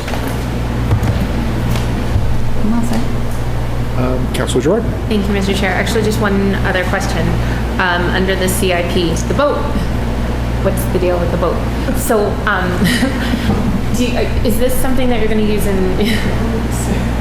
is this something that you're going to use in conjunction, like supporting the harbor master, or under what circumstances do you use a boat? It's not a large boat, it's a small inflatable with a 15-horse motor on it. The harbor master can't get into a lot of spaces, especially at low tide. We can take that boat, we use it for ice and water, so we can take it and put it in, say, behind, I was going to call it Stromberg's, but the Black Lobster, where the harbor master's not going to get in at low tide. So we use it all around different places. It's portable, carrying, and we get there quickly. And this is replacing the boat? Yes. Yeah. The fire department's always had a boat, so it's not new. Okay, thank you. Any other questions? Yeah, Councilor Sargent. On those CIPs for the new station and the new the new truck, would those be bonded, paid for over so many years? Or it wouldn't just be 1 year, would they? So if we built a new The station? station, if we were to do that, it would definitely have to be bonded. It's a $7.5 million item or so in there. When it's in there, that wouldn't just come off the CIP that year, that would be like the beginning of it, right? Have those things been in previous years in the CIP and been moved, pushed forward? They've both been in the CIP the last 2 years. Yeah, I just want to make sure, and I'm just curious as far as the age of a couple of 3 oldest pumpers and the 2 ladder trucks. We're getting a new one, but, as far as how old each of them are. Got a ballpark on that? Sure. I did a report for you in 2011, updated it in 2013, but back in '92, we bought 2 pumps. They were lowest end of the line, and one of them is now engine 6, because we had 2 pumps that needed to be replaced in a hurry. They both had major problems. So in '92 that happened. It happened again in '95 or '94, and we have 2 95s. So that's kind of why we're in the predicament we are now with older pumps. Yeah. So engine 6 is 92. The 2 and 5 are 95s. Ladder 1 is a 2000. Engine 1 is a 2005. Engine 4 is a 2007. And the newest truck, the Tower, is actually a 2013 now. And the ladder trucks, so as far as age-wise? Pardon me? The ladder trucks. That's it. It's 2 years, 3 years old. The tower that's at headquarters is 2 years old. 3 years? Okay. Yeah, I just believe strongly in the rotating maintenance, and I'm sure most people do for the police vehicles, all of our city vehicles, so we don't have them all going bad at once, and we're not paying more for repairs than we would for a payment on a new one, just as with the family cars. And also on the buildings. I know it's not as out there in the forefront, but as far as the buildings or roofs and the pointing bricks and the replacing windows, is that rotating okay? Do you feel like we need more, as far as timeline, how old these things are, where we need to replace 5 windows a year, 10 windows a year, 1 roof every 5 years? Is that on schedule? Well, I got to tell you, I'm probably doing what the mayor does not like, is I put the trucks in the CIP because the trucks, to me, are the highest priority. That's what the guys have to take out and use. So I do put them in the CIP, and probably at the expense of the stations. Yeah. That's what I view as the most important. Especially the roofs, because once, as with any building, I remember Old Town Hall, once it started leaking, then we were into plaster and everything else that goes on behind it. I remember with the hangar on Winter Island, the roof was terrible. We had to get the roof first. I just want to make sure that we have the kind of maintenance that's being done, that's not gonna cost us more in the long run by avoiding it. So, and I know the buildings aren't on the forefront. There's no pictures of the stations around. There's pictures of trucks and firefighters, but as we did with the schools, we went around and did every school except for Horace Mann, and we're in a way better situation than most cities and towns that were, kind of needed them all done at once. So just don't want to see all of our trucks, all of our fire stations, all of our windows, get backed up. So as long as that's on as good a rotating schedule as we can, I'm happy. Thank you. Just want to build on one thing, that we are really looking at facility maintenance and how we might be able to, I would say, enhance some of the work that we're doing around that. We've had facility maintenance for the last 2 budget seasons. We moved it over to public services. I think going forward, we've talked about moving it back into public property and trying to utilize the skill sets of Mike Wojciechowski, who many of you know, who as an architect really embraces the capital projects, and we've leveraged significant grant dollars. We've actually had a grant at Engine 2 on North Street, doing some of the brick repointing, replacing some of the windows. We did appropriate dollars for the soon-to-be City Councilor Joe O'Keefe station, but I do think we're relying on the departments to tell us about those needs, and I think given what you just heard, we can't always know that that's going to be the top priority. And that is our goal, to try and make sure we're not being dismissive of those needs. At the same token, there isn't a blank check. I do want to point out, while we're talking about capital, we're fully staffed in the fire department. That was not the case 10 years ago when I started. It took us a good number of years to bring the staffing complement up. We were taking pieces out of service more often. So it is this, operating budget needs to be supported, capital needs to be supported, and the pie is only so big, and we're trying to be judicious and thoughtful and utilize the professional skills of the leadership of those departments to help us. And, it's the most important work that we do in terms of public safety, so we want them to have the tools as well. But those are the things we're trying to balance as we think about budgets and proposing things to you to approve. And I do have to thank you and the mayor. Having a full complement of men is really important to their safety. So we do have an advantage over a lot of the departments around us who either laid off or didn't replace people. So we are at full strength, and thank you. Thank you, Mayor. And I know that, on the personnel for just a second, I know that we've had several retirements now and we have a younger force, but I'm just thinking, leaking ahead in that respect as well. I'm not talking about increasing the numbers of firefighters, but where are we in terms of other retirements down the road at this point? I don't really see any, probably for about 2 years, unless it's me. I'm not asking that. I'm not asking that. Good one. See how we just floated that out there? Yeah. Councilor Dibble. Yes, thank you, Mr. Chair. Can we go back to the Loring Avenue Station a little bit more, and talk about that a little bit more? We're talking about the appropriation that we just gave for $45,000, I forget the exact number, for the windows and doors. We're talking about renaming it after Joe O'Keefe, which is a great honor. But then we're also talking about building a new one there. So do we want to think about naming it and then having a new one built like right away? And making all these repairs when we could put a Band-Aid on instead of spending $40,000? Quite honestly, $40,000 is a Band-Aid. Yeah. And I'm not being funny on that one, is all the stations need work. The guys keep them up well, but, everything gets tired and old. So at $40,000, it is a Band-Aid to get the doors looking good and some windows replaced. So, and as far as I did talk to Eddie and Kevin O'Keefe, and really just, we talked about this, if that ever does come to fruition, that the plaque would just really go to the new Engine 5. And they feel that would be acceptable. Because I think Joe, as long as there's a fire truck somewhere in the area, he'd be happy with his name.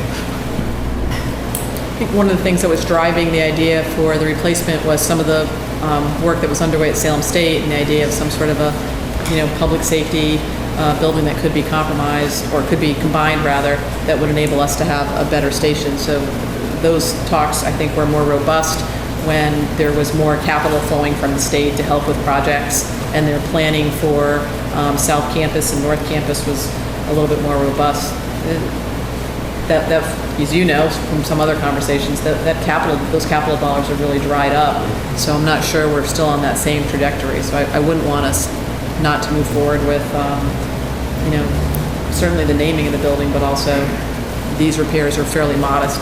I thought it was $50,000, but fairly modest in terms of. Absolutely. I think the new station is a tremendously good idea, and merging it with the university. I'm curious, is this a request coming from the university or from the city to work with the university, or just both? To be honest, I floated the idea to them originally, and they were always planning to build a new police station, so it kind of just meshed, and we spent a few hours talking about it, and then we had a meeting with the mayor.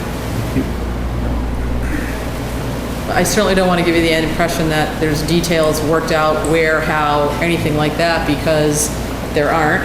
The concept is one that I think people have said, hey, this looks like it could work, but funding, location, and timeline I couldn't even hypothetically give you anything. So I think that's what we were thinking initially, was there'd be more state dollars to support something like that, and could we have a combined effort? We'd still like to do it, I think the timeline's probably a little bit pushed out from where those discussions started. Safe to say. I think that this would be a good opportunity for the university to partner with the city and help turn the corner on some, I think, negative publicity that the university has had as of late with the community in the area, that would be a great positive step. And so I hope that that's something that that would be a partnership that Salem State would enter into in that respect. Councilor Sargent had a question. Oh, I thought, as far as Engine 5, the land beside it, do we own that land or no? The parking lot? Yeah. No. If we're able, are we planning on building a new Engine 5, just leveling the one there and building one at where it is, or? No, just in preliminary talks, it was the university would use the existing building and a whole new building would be built more on the opposite side of Broadway. Okay, just wonder if we're able to get that lot, you would have the situation where you'd be building a brand new one next door without taking the old one out of service until you're ready to switch over, as opposed to having no coverage up there while you're doing it. So that was just a thought on that. Maybe you get it for the right price, who knows? Thank you. Any other questions from councilors? Any questions from the public? Seeing none. Councilor Gerard. Thank you, Mr. Chair. I move for approval of the fire suppression personnel expenses in the amount of $8,334,892. Second. Been moved by Councilor Gerard, seconded by Councilor Milo, of personnel expenses on fire suppression in the amount of $8,334,892. All those in favor say aye. Aye. Those opposed, no. Matter carries. Councilor Gerard. Thank you, Mr. Chair. I move for approval of the fire suppression non-personnel expenses in the amount of $341,728. It's been moved by Councilor Gerard, seconded by Councilor Milo, of non-personnel expenses for fire suppression in the amount of $341,728. All those in favor say aye. Aye. Those opposed, no. Matter carries. Councilor Gerard. Thank you, Mr. Chair. I move for approval of the total fire suppression personnel and non-personnel expenses in the amount of $8,676,620. Second. Been moved by Councilor Gerard, seconded by Councilor Milo, of total personnel and non-personnel expenses in fire suppression, the amount of $8,676,620. All those in favor say aye. Aye. Those opposed, no. Ayes have it. Thank you, Chief. Thank you very much. And I have to apologize to Lynn, we weren't that quick. Thank you, Chief. Thank you. Bye, Chief. But Lynn, now we get more time with you before you go. Yes.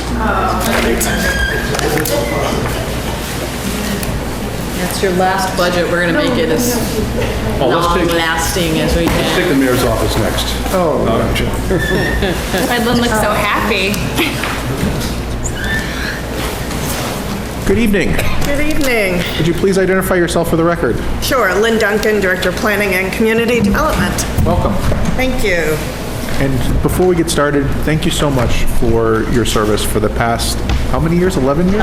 12 years. Maybe 12. Thank you so much for your planning for the city. Just how much things have changed in your 12 years in the city of Salem for the positive. A lot of that is at your feet. And so I just want to thank you on behalf of the citizens of Salem and for the newer citizens of Salem, of which I am one of them. So thank you.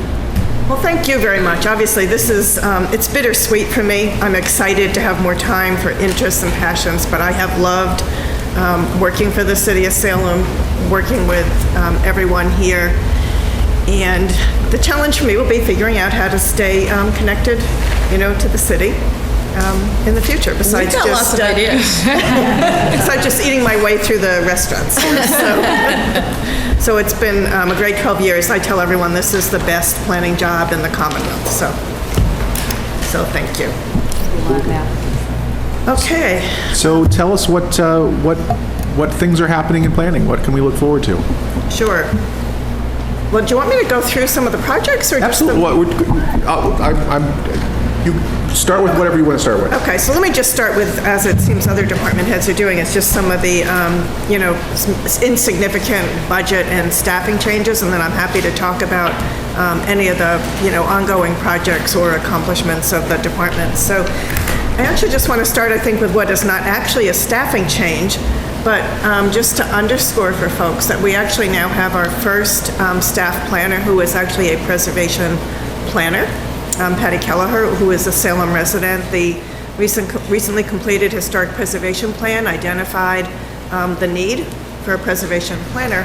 And while it is not a new position and a part-time position, this is truly the first time that the city has had a person in that role, staffing the Historical Commission and doing other preservation projects that truly has that background. So I think that's very exciting for the department and for the city. So minor staffing change. For the first time, we'll have a clerk, recording clerk for the Board of Appeals.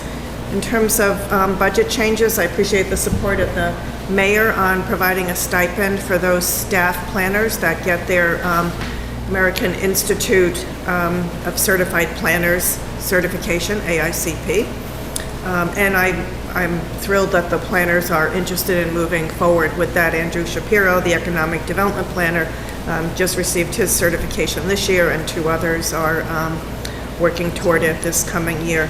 The other budget piece is contractual services to do an update of the downtown Salem retail market study, which was originally done in 2007. It has really served us well over the past 9 years, and it seems to be time to take another look and update that study and really focus on one of the things we feel like we should do more of, but we haven't exactly figured out how to be proactive, is business recruitment, retail recruitment for the downtown. Make sure that we fill our, work with the property owners and the brokers, but make sure that we, promote the city, that we position the city well for the kind of retail that we want to see. So that would be part of this study as well. So I could take a minute if you'd like and just highlight a few projects. So I'm really going in, walking through here, but just sort of highlighting under the energy work, which is what was highlighted first here. I think what I'll just do is an update since the time that I put the budget narrative together. So as you probably know, with the LED streetlights, all 3,300 streetlights have been converted. The project was completed this past April. Just recently, Jeff Ely, working with the city electrician John Giardi and Paul LaRue, the school facilities manager, were able to successfully negotiate an electricity supply contract. What's interesting about that is it starts in December of 2018 and goes to December of 2021, but it maintains the current rates, which the city would not be able to do had we waited any longer for this. So Very time-sensitive project that everyone did an all-hands-on-deck approach to keep our rates as low as they possibly can be going forward. The solar installation on the schools is moving forward. So solar panels on the Bentley School and Witchcraft Heights, using money from the decommissioned coal plant funding source, which is not necessarily, sometimes you get, money, it's not that easy to spend it within their eligibility parameters. So using money from that and footprint power community benefit. We recently had received within the last year or so, received a grant for coastal zone management green infrastructure, meaning sort of working with the natural environment to protect, do some climate mitigation, protect the shoreline. So that project has been, the feasibility part has been completed. We will be submitting a grant for beach nourishment, natural beach nourishment, I can't even say it, beach nourishment for the Collins Cove area. That application is due Monday. So Jeff is doing a really quick turnaround on that because the feasibility study was just completed. As you know, if you go down to the other end of town with the huge piles of dirt, the MassWorks infrastructure project supporting the new mixed-use development on Mill Hill is well underway, so that's exciting. That project is going well. It's moving all of the utilities. It's the sewer that's 20 feet deep that's resulting in those really big piles. So Planning Department working closely with the city engineer and New England Civil Engineering to get that project moving forward. Update on the district court redevelopment project. So we're getting close. As you know, the Salem Redevelopment Authority selected Diamond Cinnacore to build 61 upscale condominiums with first floor retail and/or restaurant space. Very exciting. Will really activate that corner of the downtown. So anchors that corner as the the RCG project at Dodge and Washington really anchors the other end of downtown. So they're completing their due diligence.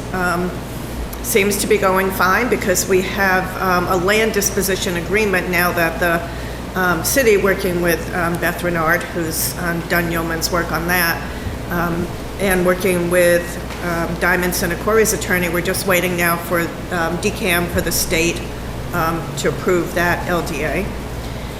So that should be voted on, I anticipate, by the Redevelopment Authority at their meeting next Wednesday, again, assuming that the state moves forward. So then they will be holding, the first step that they will do is hold a neighborhood meeting, really with the downtown neighbors, the same way other developers might have a neighborhood association meeting in their neighborhood. So that'll be a great project. I was saying, we're looking forward to that, and I am looking forward to seeing it. So it's hard to start these projects and not finish them, right?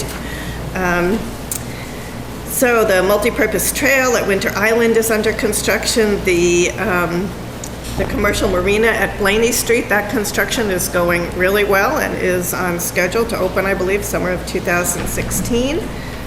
We did receive a grant from the state park program to complete the improvements at Mary Jane Lee.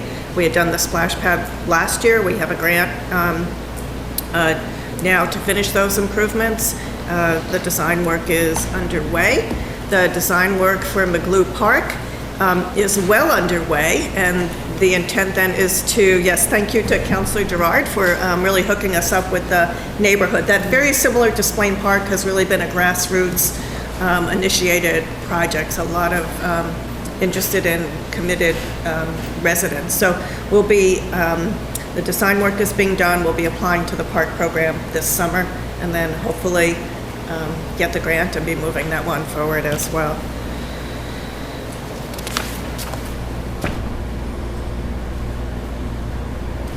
So other preservation projects include the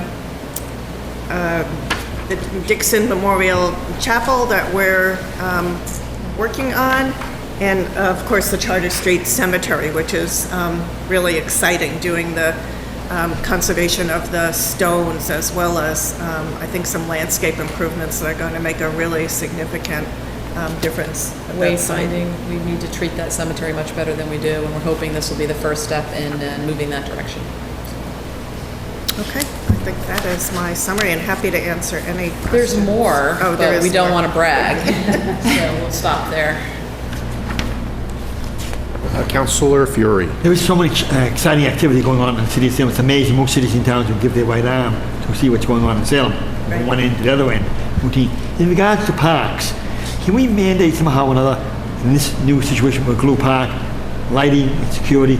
We've always had a concern about lighting and security at Splain Park. We invested years ago into that park, and there were some concerns about security there and some problems there about lighting. But can we mandate now looking ahead, we'll have city funds to do it, but we really need security, lighting in those parks. And sometimes one neighbor, they say, oh, I don't want that light, I don't want that security. But for the overall viability of the city of Salem, we need those lights and security. Can we, in the planning stages, as we do McGlew Park, because that's almost a haven for maybe vandalism. If you put all that money into a situation. We can certainly look at the lighting issue. The security cameras are not eligible for the park program. That would be something that if the city wanted to appropriate separate dollars for, but we can certainly look at the lighting. And keep in mind, Park and Rec really maintains the jurisdiction over any, certified parkland. But I do think you raise a good point, Councilor, that can we set a standard? We set a standard with equipment in terms of what we want to have. Can we set a standard that if we're going to do a park over, we're going to do our best to make sure it's, lit for safety, not so it's a nuisance to neighbors, but lit for safety. And, the camera issue is interesting. I can remember, 8 years ago talking about cameras, and nobody, people felt like there was an invasion of their privacy, and it's almost turned 100% the other direction where people really, maybe it's these things, right? We no longer have any expectation of privacy, but people really value them as a tool, and we have a robust system in the police department that we built out last year to accommodate more web-based cameras. So the costs have really come down, the quality of what you're seeing, that you can capture in terms of images have gone down. So I do think we just recently completed the Park and Rec Open Space Plan, updated it. It was out of date, and you need to have an updated plan in order to qualify for park grants. And maybe there is a conversation that we need to have with the Park and Rec Department about going forward and wanting to say, we want to set some, I guess I would say some standards around lighting and security, and incorporate that into the work, and recognize we may have to pay for some of it out of separate citywide dollars, but it's so much cheaper to do it when you're doing the overhaul than to try and do it afterwards, for sure. We did do that at Splain Park in terms of lighting, but finding the right lighting that's not a maintenance problem for us as well. So there's some bollards or some low-level lighting along the pathway that leads there, but that is definitely an area that's also close to neighbors, and definitely tried to open that area up, so even if the police come through with a spotlight, they can see clearly throughout, and that's a part of the design work as well. We're fortunate to have Naomi Cottrell, who we've been working with on a number of projects. She lives in Salem, and I think has a great sense of how these parks are used, and the functionality, not just from the kids' perspective, but from the maintenance and the public safety aspects as well. So it's something for us to put on our list. Thank you. Good point. Lynn and Mayor, for that matter as well, for our land use boards, I'm really interested to hear what requirements are presently in place and what can we put in place for any new development as to planting of trees for that development. And what I'm envisioning here is not just, let's say it's the district court example, where there are several residences there, and let's say that let's say for theoretical senses that there's a requirement of X number of trees per unit or something, or a number of units. It obviously wouldn't work on that particular spot to plant trees, or a number of trees that might fit that. And so perhaps there could be like we have carbon credits, maybe there'd be a tree credit that that you provide X number of dollars to the city specifically designated for the planting of trees. Is that I know that doesn't exist currently, but I think I'm familiar with at least some land use boards issue requirements for parking spots. For every 3 parking spots, a tree needs to be planted. I'm thinking of the Gateway Center. What discussions have been bandied about among land use boards or in the planning department itself about implementation of planting of trees? So right now, actually, it's great. The planning board has a landscape architect on board, Kurt Reeder. So he's very talented. Make sure that the Gateway Center, for example, if you look at the landscape plan, it is really planted with significant trees as well as some smaller, decorative shrubs. I know that they're reviewing the parking lot for the old Salem jail, making sure that there's trees planted there. So every site plan, and the ones downtown, of course, also go through the design review board. And the design review board looks at the site as well as looking at the architectural details of the building. So there are requirements in the zoning for the parking lots and entrance corridors. There are requirements under subdivision control for street trees. And one of the things we're trying to make sure is that there's a wide enough, or at least I am trying to make sure that there's a wide enough tree lawn, if you will, for the trees to be healthy and grow. That's sometimes been a little challenging because sometimes it seems like that gets reduced. But so there are requirements in place. Have not thought about the tree credits. I know that where I'd worked before, there was some discussion about whether, if the planning board waived sidewalks on one side of the street, could the board require that they put that money into a sidewalk fund to be used somewhere? And I think at that time, and of course the legal opinions change over time because there's new cases and new court decisions, that it would I don't even know whether it was legal to do that or whether you had to use it in some location. But when these things are voluntary, which often the developers are willing to have that as a condition. So I think we could certainly, I could certainly, speak with Amanda Chincola, who staffs the planning board, and city solicitor to see if that would be a viable option if they're, if it's not reasonable to, for example, on District Court, to plant trees on the site. We're very fortunate not only to have Kurt Reeder on our planning board, but we're very fortunate to have him on the Lorax committee as well. Yes, that's what I understand, so that would be great. So, and that's kind of where I was going with that, and it's a work in progress, obviously, but I'm very happy to hear that that's something that, that we can maybe start talking about within the planning department and finding creative ways of, making this part of development throughout the city. That's great. Councilor Dibble. Yes, thank you, Mr. Chair. Lynn, you are correct about the size of the tree lawns. They're simply not wide enough to allow for proper growth of the tree, and sidewalks get lifted right away because the roots really have no place else to go. There's a conflict between what the subdivision regulations require in terms of 3.5 inch to 4 inch caliber diameter tree and the width of a tree lawn. And it's been a problem for 40 years in that subdivision regs. Whereas the root ball from a 4 inch diameter tree is this big, but the tree lawn's only this big. It doesn't work. And that conflict just keeps happening with every development. But yes, you're right, if that tree lawn can be wider to 5 feet wide, and I would suggest that we reduce the caliber of trees down and talk to our arborist, but reduce it down to 2 to 2.5 inch, we'll see that the 2 to 2.5 inch tree under stress will do better than a 4 inch caliber tree. Unless we have a big open lawn in a park, then there's more room for that bigger tree. But in a tree lawn, the smaller tree usually will catch up to the bigger one and do better. Interesting, I did not know that, thank you. Separately, the 20 trees that we're planting through the CDBG fund, I know that we're limited to where we can plant these trees. It's just not enough trees being planted in Salem. So we need to find additional grants. I know years ago we had mass relief funds. That's probably all gone by now, I'm not sure. Have a program anymore.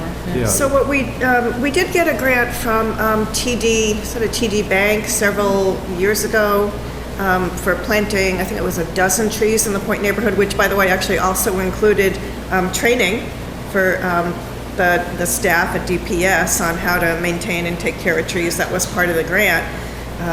We did apply again this year. We did not get it. I suspect they're trying to share the funds around.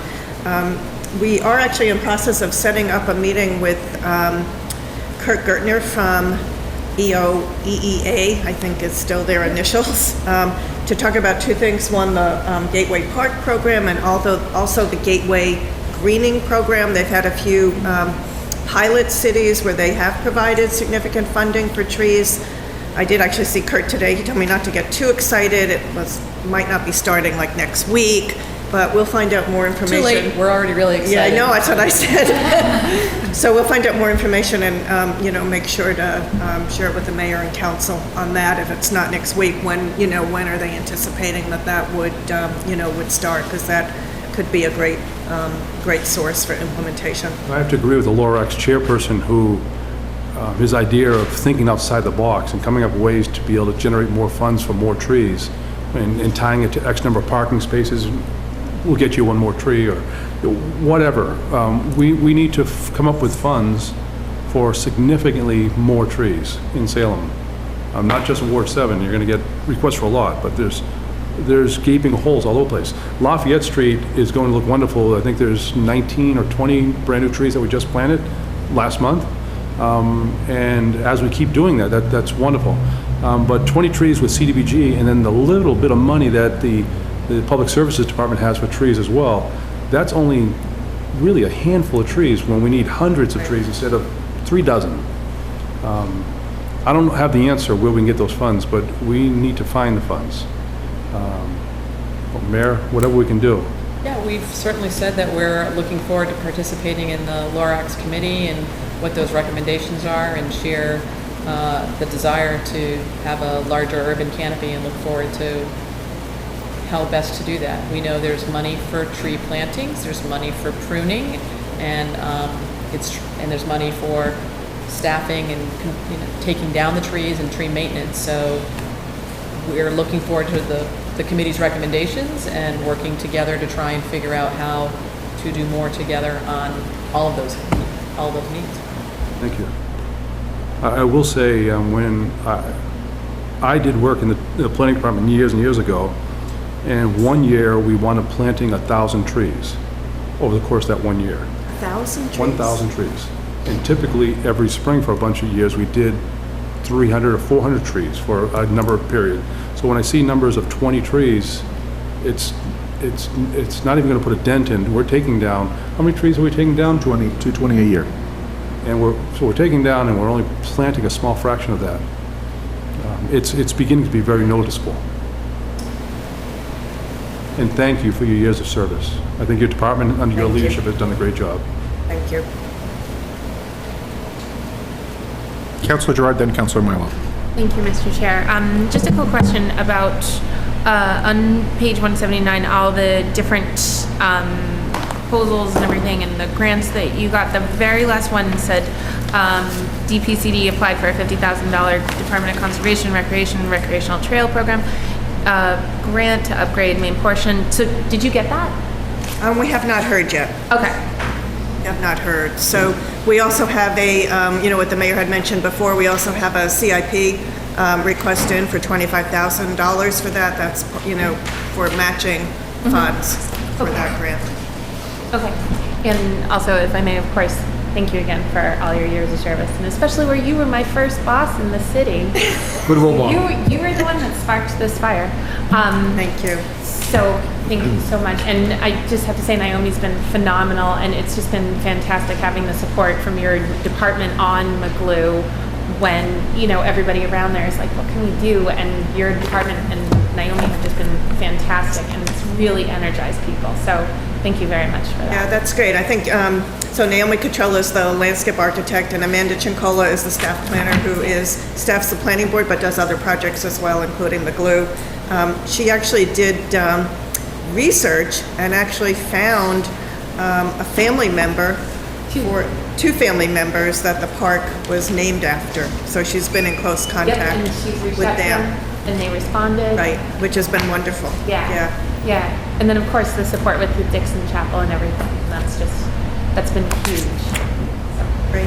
Yeah, there's great projects going on. Yeah. Can I, if I may, so one of the things that you had noted on page 180 was had a successful 12th season of Artist Row. How do you define success in Artist Row? What are your... what are the parameters? That's that's a great question.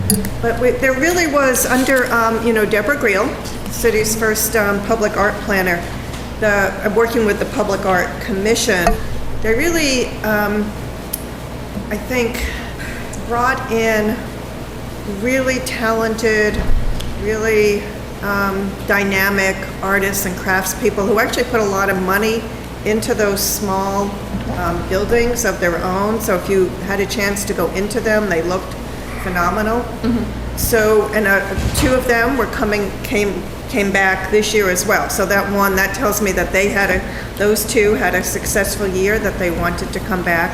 We think we saw more activity there and a higher quality of product. We continue, I'm glad you raised that. I really didn't focus too much on public art. I could probably spend the whole time talking about that. I haven't been down to see the pinwheels. They look great. I need to get down there. So a lot of great, we did the first public art installation last year, which were the sort of tattoos on the ground. There's another public art installation that's going to go in shortly down by Derby Square. The mural slam's going on right now. The mural slam. So there's been just an incredible amount of work. Old Town Hall has really seen wonderful work. So the windows, thank you to council for the funding for that so that we could complete all the windows in combination with the CPA funds and the Cultural Council grant from the state. So the windows have all been done. The floors have now been restored. The inside is painted, and we're now really starting to book more weddings and events that, because it's such a beautiful, beautiful facility. Now that it's being managed again by the city, we're doing, many more nonprofit events. It's really been available to the community. So there's really a lot going on the public art front and the use of Old Town Hall and the vintage market that went on in Derby Square. So there was the first one, and then there's several other dates, and I think that was also really successful. So whatever we can do to, add vitality to that area. And if I just may mention one more thing, that as I was driving down School Street today, that I saw that Patton Park is already beginning the work there, so that's really exciting. I know Driver Park is also. Yep, Driver and Patton using CPA funds, so thank you for council's support for that sort of small, great spaces for the neighborhoods.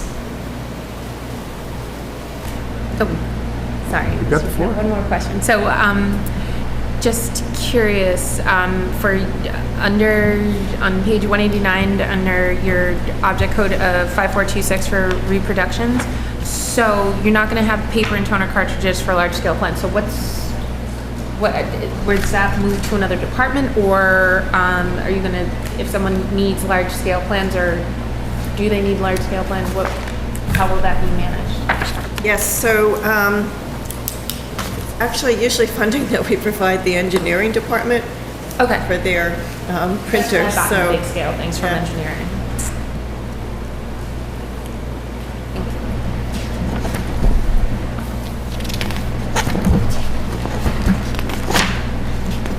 I'm all set. Okay. Sorry. Counselor Milo. Thank you, Mr. Chair. Through you. To circle back to the tree discussion just for a minute. One of the other things that came out of that Lorax meeting was a discussion about, well, it was in the context of tree lawns and the safety of trees and tree lawns. And we talked about kind of, I guess, I don't know if you call it reviving or revisiting or reviewing the idea of putting trees on private property, because you can do it within so many, was it 20 feet or something or other? And possibly, when we have these developments, and I know it would be too late for something like Clark Street, but just say like Clark, a 25 house development, home development, propose to the developer that maybe, okay, you need to put a tree in every yard or something like that to try to as opposed to putting a tree in the tree lawn, you could, they'd be safer on, further in. So sometimes you could actually put them on the far side, so if you had the street, the tree lawn, the sidewalk, you could conceivably put the trees then on the, the private property on the far side of the sidewalk. Yeah. To do it, so they would have to be then owned and maintained by the, the homeowner. Right? So, right, but I mean, that was just another thought as to how to I have get more noted that. trees out Yep. there. And I don't know, but there were some homes, and I'm thinking in back of Pulios, folks, when I was walking around there, a couple people said, oh, I have to call the city and have them prune my tree. And this was, a few years ago. And I said, have the city prune your tree? And they said, yeah, it's a city tree. So I don't know if does the city prune some of I don't know these if that's trees maybe that were on city planted like property way then. back when, or? We only prune trees that are on public property, or if they're hanging over onto public property. Yeah. That's not entirely true, Mayor, because under Massachusetts laws, cities and towns are allowed to plant on private property up to 20 feet from the property line and put a public beneficial shade tree, not an ornamental tree, not an evergreen tree, but a shade tree. In the city of Salem, for a good 20, 30 years, did plant a couple hundred trees on private property, and with the written permission of the property owner, they signed a lawn release that allowed it, and those trees are publicly owned, and the city is responsible for pruning and taking down, etc. Oh, so that makes sense then. So I might just also offer, when we think about this in a bigger picture, so when a developer does a cluster, or what I like to call an open space subdivision, where what they're basically doing is like up at Strongwater Crossing, which was Osborne Hills, where they're preserving open space and building the homes on somewhat smaller lot sizes. That's a great way to save, tree canopy as well as open space for wildlife habitat. But it's another way that, the planning board has protected trees without sort of the individual planting, to keep the trees that are there, but to try to encourage developers not to, clear cut subdivisions when they're building. And we don't get a lot of subdivisions, but there have been several, over my time here, so. Anything else, I Councilor? just have one other quick question, and I'm not sure that you'd have the numbers tonight, but I was looking at the CIP in Blaney Street and the city match. At some point in time, can we get the total match number and the total grant? Because that's all grant money, right? I'm just curious to know what the total grant and the total match, Okay, I can do that. I don't have that tonight. but- Is this the last year that we have to match it? I think this is the last year, because we've I don't wrapped see up anything this second phase, right? Yeah. But next fiscal year, we certainly would welcome the opportunity to go back to the Seaport Council. Most of those grants do have a small match with them, so this is wrapping up phase 2.5 roughly, yeah. Okay, I will get that information from Thank you. Kathy Wynn, who's the project manager It's not of the urgent, Wharf but I project. just... Sure. All right, thanks. Thank you, Councilor. Councilor Fury. We complimented Chief Cody about dotting the i's, crossing the t's, getting funds for FEMA and so on. Over the years, you've been dotting the i's, crossing the t's. It's all immense amount of bureaucracy, paperwork, perseverance, patience, principle. See your ideals. Look at the old stem of the Beverly-Salem Bridge.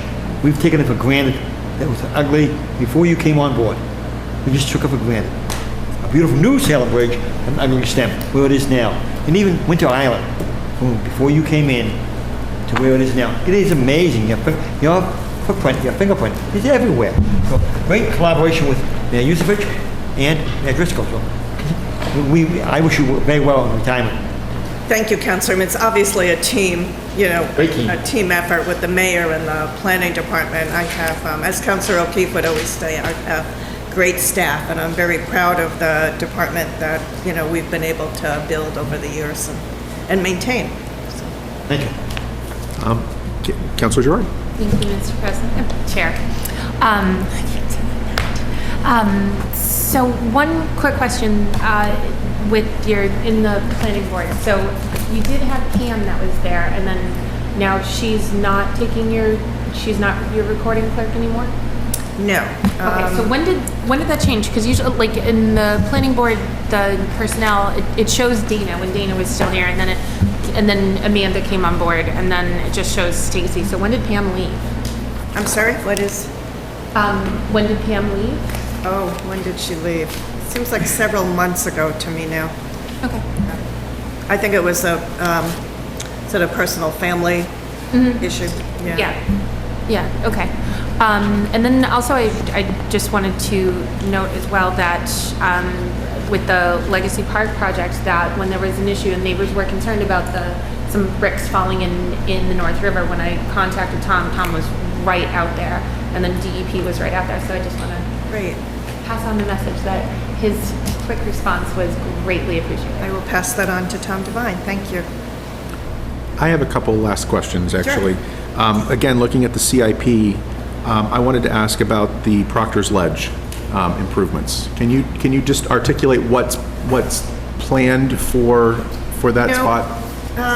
Mayor, you may have more information on that. I have not been as involved with Proctor's Ledge as other preservation projects in the department. So because it's been funded out of CPA, I think that Jane Guy has started the project, and then I think Patty Kelleher has also been working on it. I think it's sort of paths and some interpretive signage, if I'm correct on that.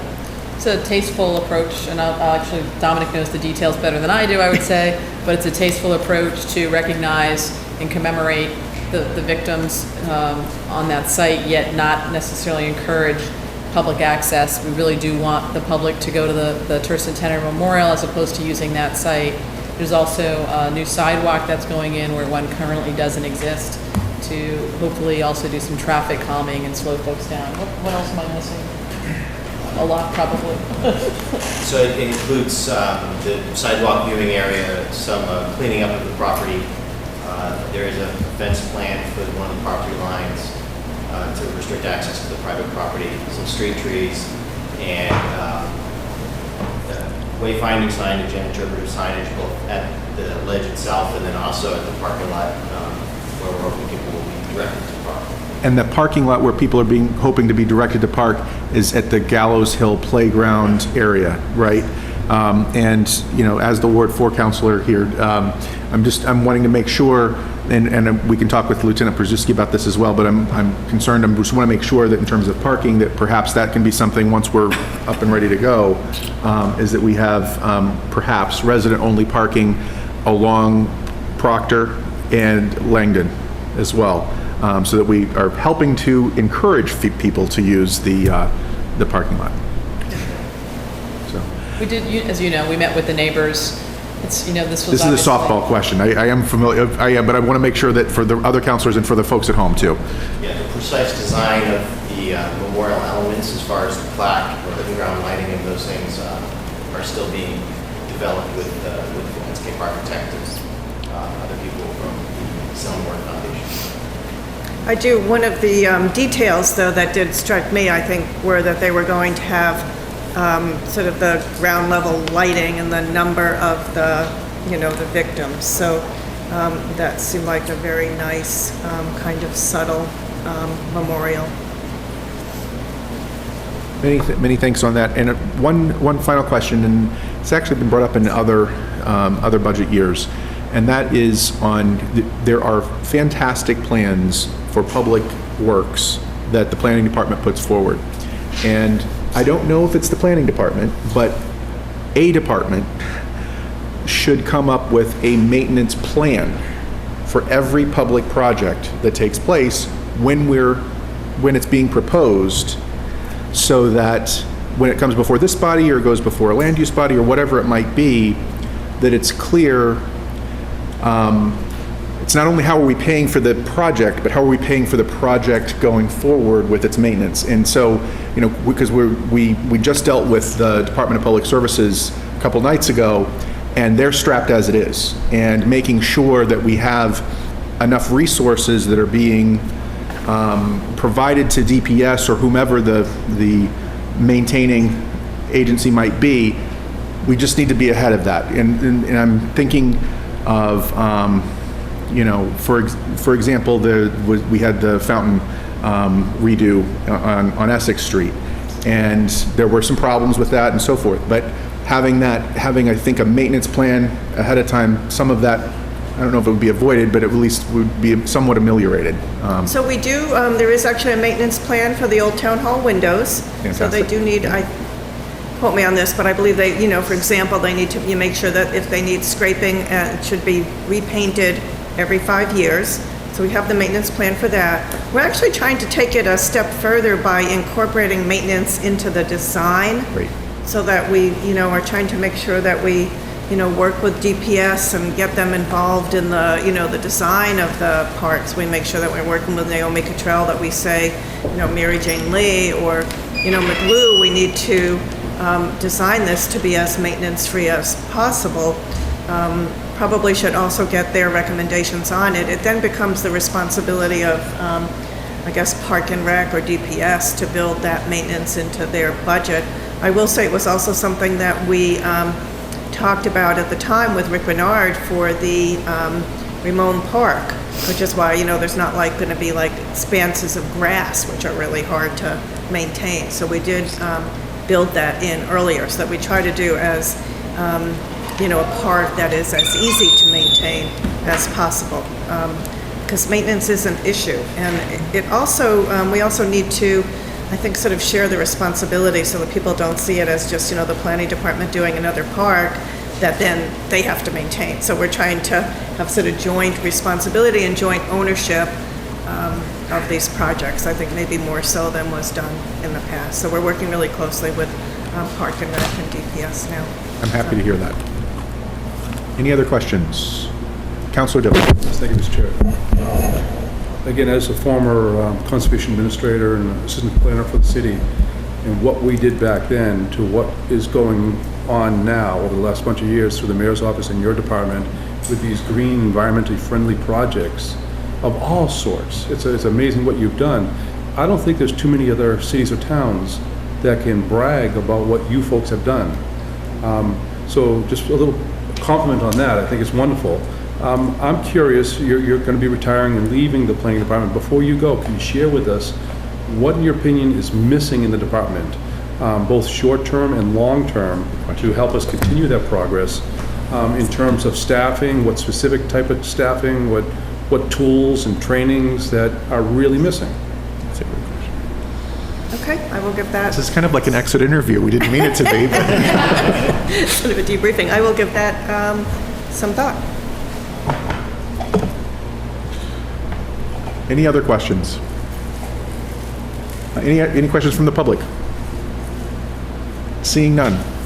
Councilor Gerard. Thank you, Mr. Chair. I move for approval of the Planning General Administration personnel expenses in the amount of $418,695.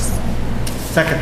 It's been moved by Councilor Gerard, seconded by Councilor Fury. Personnel expenses are under General Administration for Planning, amount of $418,695. All those in favor say aye. Aye. Those opposed, no. The matter carries. Councilor Gerard. Thank you, Mr. Chair. I move for approval of the Planning General Administration non-personnel expenses in the amount of $44,020. Second. It's been moved by Councilor Gerard, seconded by Councilor Fury. Non-personnel expenses under General Administration Planning in the amount of $44,020. All those in favor say aye. Aye. Those opposed, no. The matter carries. Councilor Gerard. Thank you, Mr. Chair. I move for approval of the Planning General Administration personnel and non-personnel expenses in the amount of $462,715. Second. It's been moved by Councilor Gerard, seconded by Councilor Fury. Total personnel and non-personnel expenses under General Administration Planning in the amount of $462,715. All those in favor say aye. Aye. Those opposed, no. The matter carries. Councilor Gerard. Thank you, Mr. Chair. I move for approval of the Conservation Commission personnel budget in the amount of $30,002. Second. Been moved by Councilor Gerard, seconded by Councilor Fury. Personnel expenses under Conservation Commission in the amount of $30,002. All those in favor say aye. Aye. Those opposed, no. The matter carries. Councilor Gerard. Thank you, Mr. Chair. I move for approval of the Conservation Commission non-personnel expenses in the amount of $649. Second. It's been moved by Councilor Gerard, seconded just by a hair by Councilor Dibble. Non-personnel expenses under Conservation Commission, the amount of $649. All those in favor say aye. Aye. Those opposed, no. Matter carries. Councilor Gerard. Thank you, Mr. Chair. I move for approval of the Conservation Commission total personnel and non-personnel expenses in the amount of $30,651. Second. Been moved by Councilor Gerard, seconded by Councilor Dibble. Total personnel and non-personnel expenses on the Conservation Commission in the amount of $30,651. All those in favor say aye. Aye. Those opposed, no. Matter carries. Councilor Gerard. Thank you, Mr. Chair. I move for approval of the Planning Board personnel expenses in the amount of $30,248. Second. It's been moved by Councilor Gerard, seconded by Councilor Dibble. Personnel expenses under Planning Board in the amount of $30,248. All those in favor say aye. Aye. Those opposed, no. Matter carries. Councilor Gerard. Thank you, Mr. Chair. I move for approval of the Planning Board non-personnel expenses in the amount of $3,000. Second. It's been moved by Councilor Gerard, seconded by Councilor Dibble. Non-personnel expenses under the Planning Board in the amount of $3,000. All those in favor say aye. Aye. Those opposed, no. Matter carries. Councilor Gerard. Thank you, Mr. Chair. I move for approval for the Planning Board, the total personnel and non-personnel expenses in the amount of $33,248. Second. Been moved by Councilor Gerard, seconded by Councilor Dibble. Total personnel and non-personnel expenses under the Planning Board in the amount of $33,248. All those in favor say aye. Aye. Those opposed, no. Matter carries. Councilor Gerard. Thank you, Mr. Chair. I move for approval for the marketing and tourism non-personnel expenses in the amount of $244,775. Actually, and do total personnel and non-personnel expenses in the amount of $244,775. Is there a second? Second. It's been moved by Councilor Gerard, seconded by Councilor Dibble. Total personnel and non-personnel expenses under market and tourism, the amount of $244,775. All those in favor say aye. Sorry, a little early there. So those in favor say aye. Aye. Those opposed, no. Now, matter carries. Councilor Gerard. Thank you, Mr. Chair. I move for approval for the historic preservation personnel expenses in the amount of $8,853. Second. It's been moved by Councilor Gerard, seconded by Councilor Dibble. Personnel expenses under historic preservation in the amount of $8,853. All those in favor say aye. Aye. Those opposed, no. Matter carries. Councilor Gerard. Thank you, Mr. Chair. I move for approval of the historic preservation non-personnel expense budget in the amount of $900. Second. Been moved by Councilor Gerard, seconded by Councilor Dibble, for non-personnel expenses under historic preservation in the amount of $900. All those in favor say aye. Aye. Those opposed, no. Matter carries. Councilor Gerard. Thank you, Mr. Chair. I move for approval of the historic preservation total personnel and non-personnel expenses in the amount of $9,753. Second. It's been moved by Councilor Gerard, seconded by Councilor Dibble. Total personnel and non-personnel expenses under historic preservation in the amount of $9,753. All those in favor say aye. Aye. Those opposed, no. Matter carries. Excuse me. Councilor Dibble. Mr. Chair, I believe you just said 9,000. It's listed as 8,000. Oh, it's total. I'm sorry. Total. So, I stand corrected. I look down and I look back up. Exactly.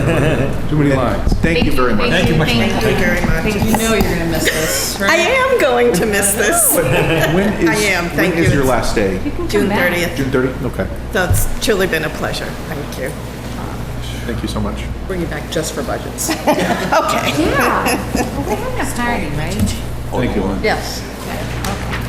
All right. I forget the date. Do you know the date of your Oh, June party? 22nd. Yeah. June 22nd. Hope to see you all there. Excellent. And last but not least, the mayor, in your office. This is under tab one. Let the record reflect that Councilor Sargent has left. Mr. Chair, I had the city clerk listed tonight as well. Did we move that one? We did, because, thank you for raising that. And there has been notice that's been properly posted, but because the city clerk, Cheryl LaPointe, was on vacation this week, she was planning on coming back actually tonight to do the budget, and I had spoken with Assistant Clerk Eileen Simons, and we've reassigned it for next Tuesday when we have a lighter night. So that budget will be brought up on Tuesday night, and we're allowing Ms. LaPointe to enjoy her week off. So, Yep, perfect. Thank you. all right, I missed that along the way, but I've been in meetings all day. not a problem. All right, Mayor, Yes. what can you tell us about your office? Yeah, so, good to go last. The budget reflects basically the same personnel that we've had.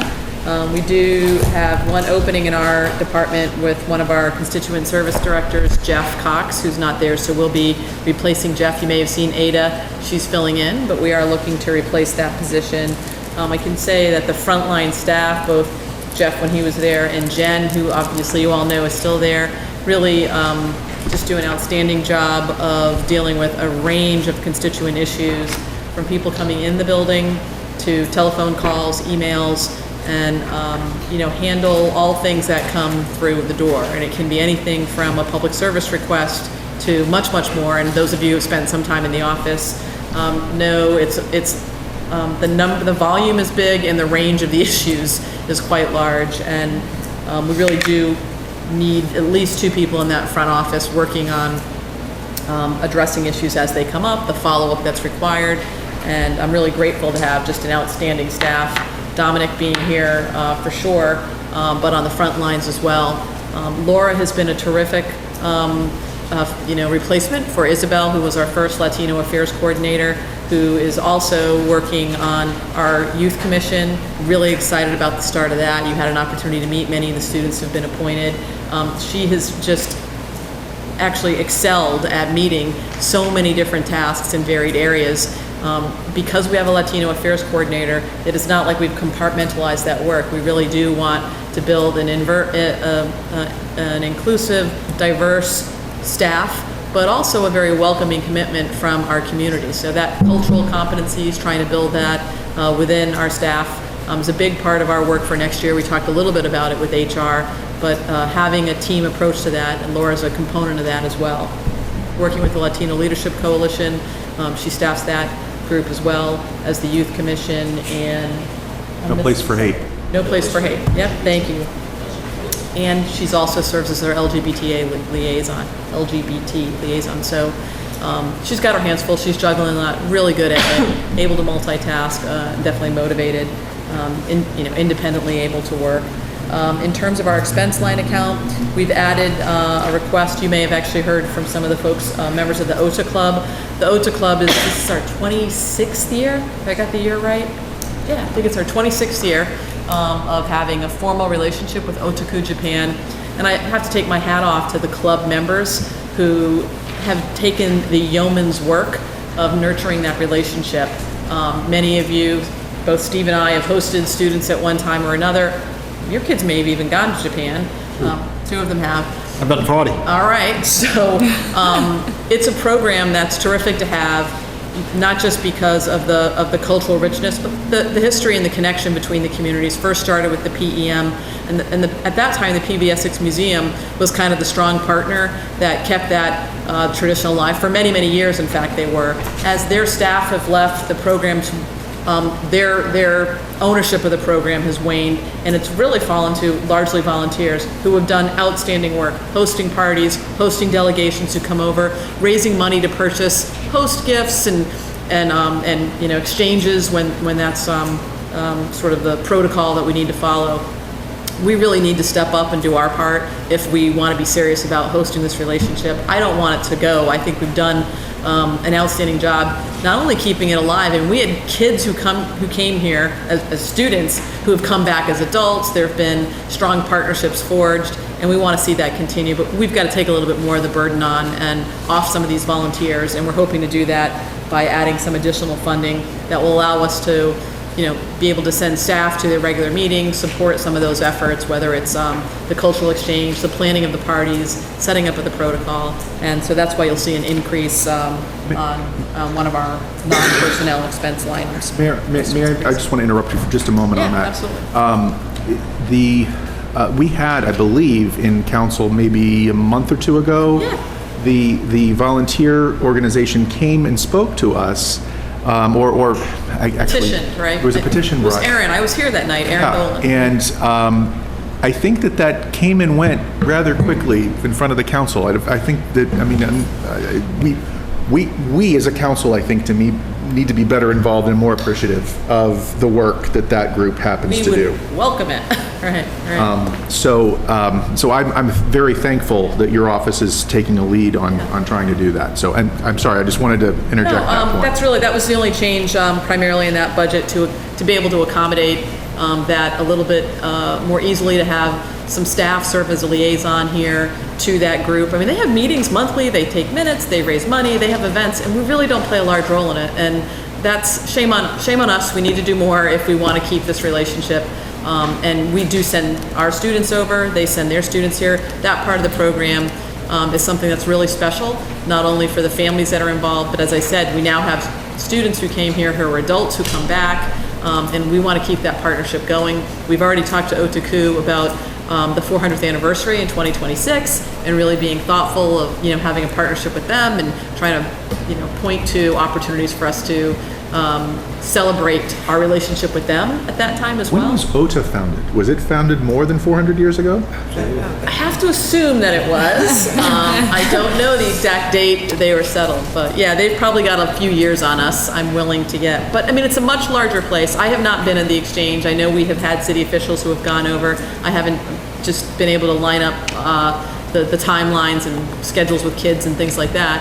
But folks who do go over, and if any of us have participated, Tom, you certainly have, and Stephen knows well, they are so generous when we have delegations going over. I mean, over the top good to the community relationship, very supportive of it. They send delegations all the time. They send their city councilors over. They have a much larger legislative body. So OTA is 300,000 plus people, suburb of Tokyo, larger community than we are. And, they really do believe in this bond. And there are adults here sometimes 4 or 5 times a year, delegations that are coming over. They're touring our schools, they're touring the city, and we need to strengthen our opportunity to do that. So this will not subsidize anybody going over to Japan, but I do think we can work collaboratively to make sure that those opportunities exist now and for many, many more years to come. Just to follow up on that, Mayor Harrington went, Superintendent Curtin went, Mayor Yusevich went, and I myself Councilor Dimble go over? I do not. It was a marvelous experience. I assure you, if you have the chance and opportunity to go, they will treat you as a royal queen. Hospitality is at highest level. If we do something in Salem, they do it 100 times more. But thank you as an exchange. And we just recently saw President Obama go to Hiroshima. I went to Hiroshima myself as part of that delegation. And it's such a moving experience. And we have students there. When they go to Hiroshima, they take part with the students. Thousands and thousands and thousands of students in the anniversary coming up in August. It's a very emotional experience. So this program is such an amazing win-win program. So thank you very much, Mayor, for being on top of it. You've taken students too, haven't you? Oh, yes, yep.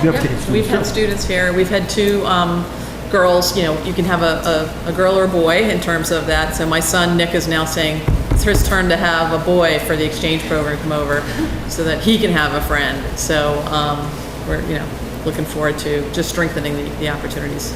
It was great for my 5 adopted boys to have that experience of other cultures and nations coming into their house. It's a beautiful experience. Fabulous. In that short period of time, you really do, grow a bond. So it's whirlwind. terrific. Thank you. So with that, we'll open it up for any questions among councilors.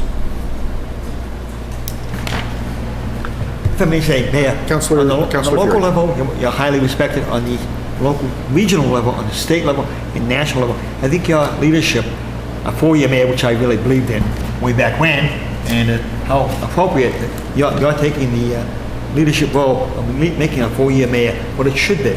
Really, we wouldn't want a turkey as a 4-year mayor. We've had, fortunately, the voters realized what they had. They voted in Eagle. And you are a great symbol ambassador wherever you go.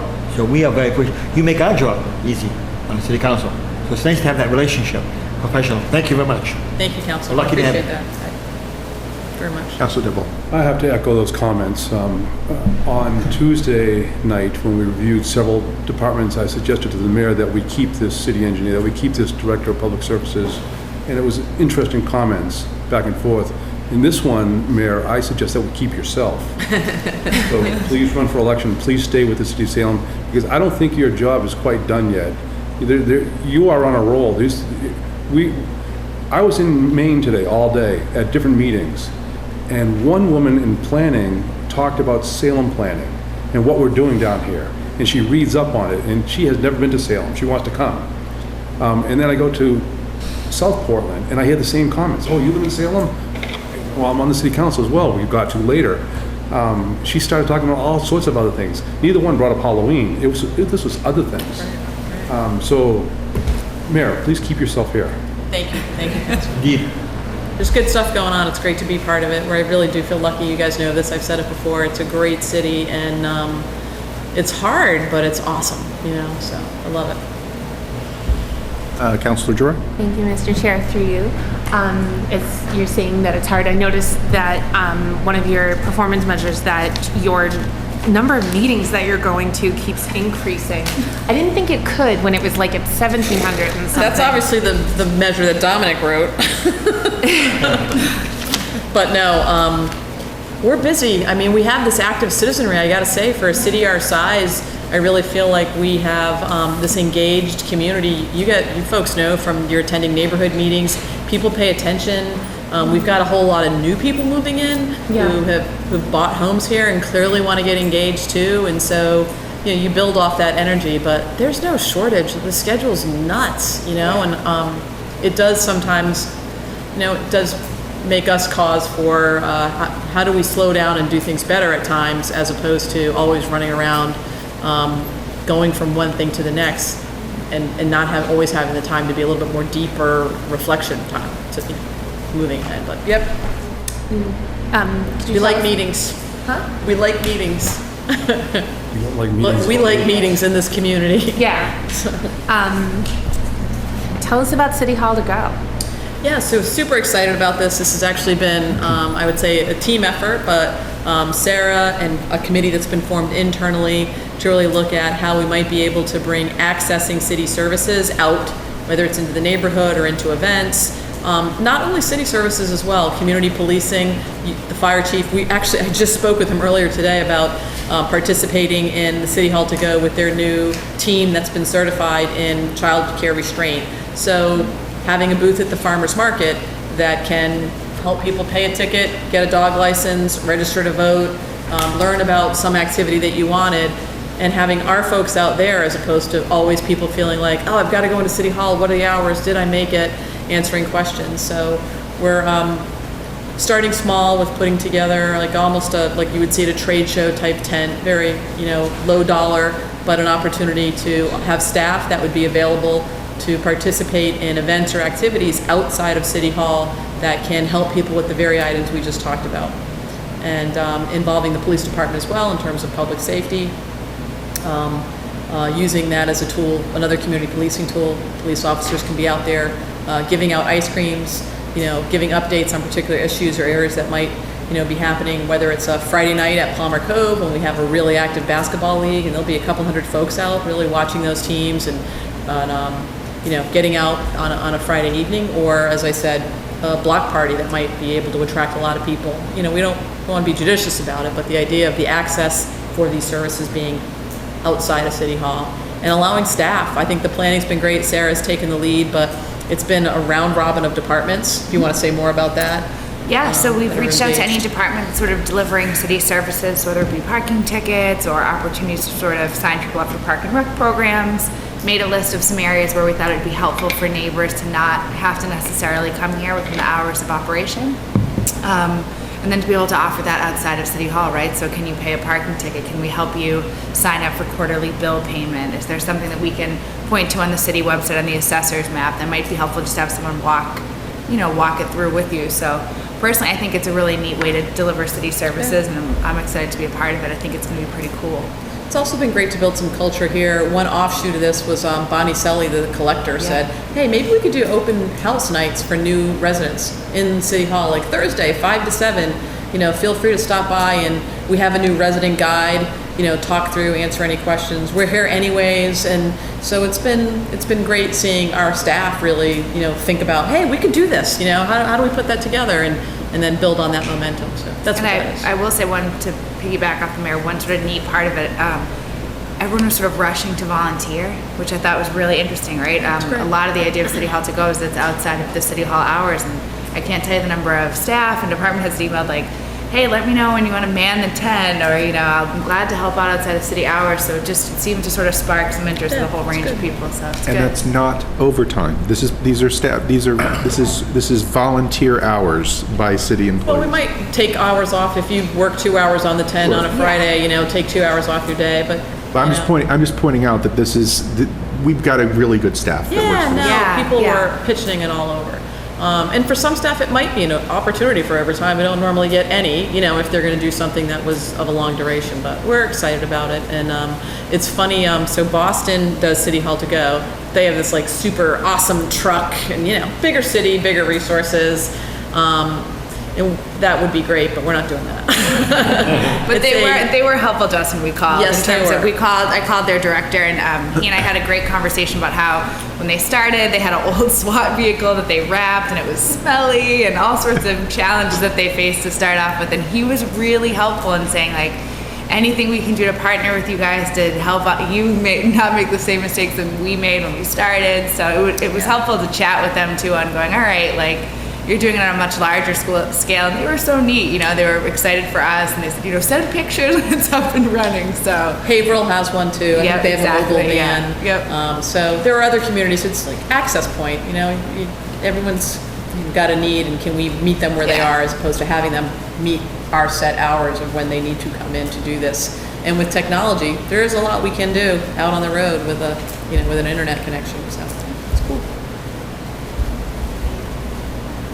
I just want to touch on a couple of things. First, and actually Councilor Dibble touched on this, I think, at one point, maybe not in the budget meeting, but certainly in council meetings.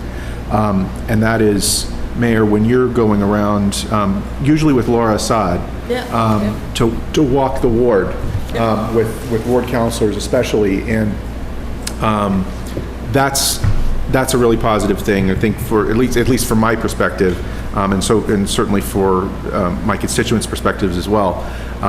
Being able to walk down the street, as we run into neighbors, we talk with them, we, kibitz for a little bit, talk about what's going on, like we were at the top of Gallows Hill, for example, and talked with the neighbor that was there. We see some potholes as we're going along the way, and, that's helpful. And I know that Councilor Dibble's taken that to the nth degree in Ward 7, which is great. That's fantastic.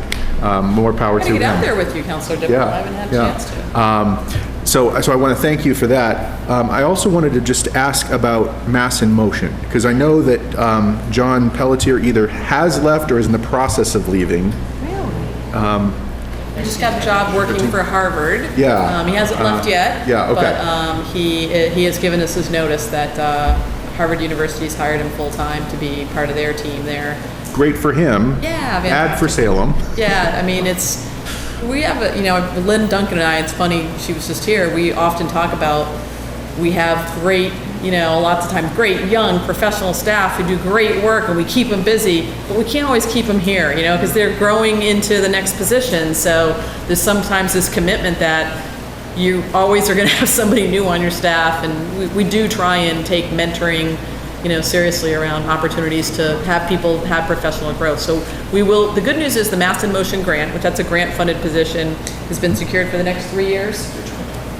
And so we know we have funding, and I think we want to best understand, how do we maximize that? It's a part-time position, it's not full-time, so I'm always fearful that frankly you get somebody who's part-time and then eventually they need a full-time job, and so we don't want it to become a churn and burn.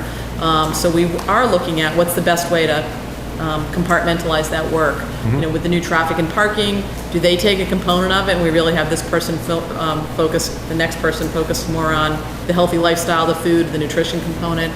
I don't know, we're gonna kick it around, but it's been great to have, so we wanna, and John's had like fingers in every area, so he's been really good at working, on safe routes to schools, the Walk Boston audit, as well as some of the food and nutrition component. That probably took a little bit more of a back seat.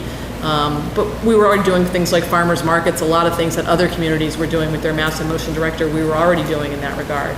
So we definitely want to kind of think about what's the best way to keep somebody here and also maximize the work that needs to get done, building off of the good stuff that John's done. Great. So if you know of anybody, let us know. Right, I don't know. And I will just take a couple of things off of what Councilor Fury had mentioned about turkeys and eagles. I think you are an eagle. I mean, you and I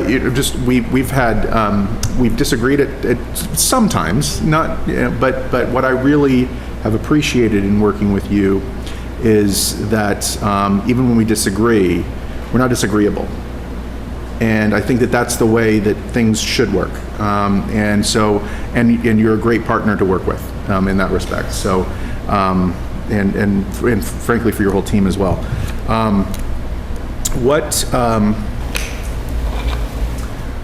I'll kind of go off of what Councilor Dibble had asked Lynn just a few minutes ago. What do you see for the city? You had to state of the city, but what do you see for the city for the next year in terms of critical issues that we really need to work on? Yeah, I mean, I think for us, we just got this community compact. This was something the Lieutenant Governor, we're the 214th community to get the compact, which is great in terms of their partnership. But one of the things we asked for in the compact or requested was looking at a community vision process. You guys have been in this chamber as we've talked about the Webb's project.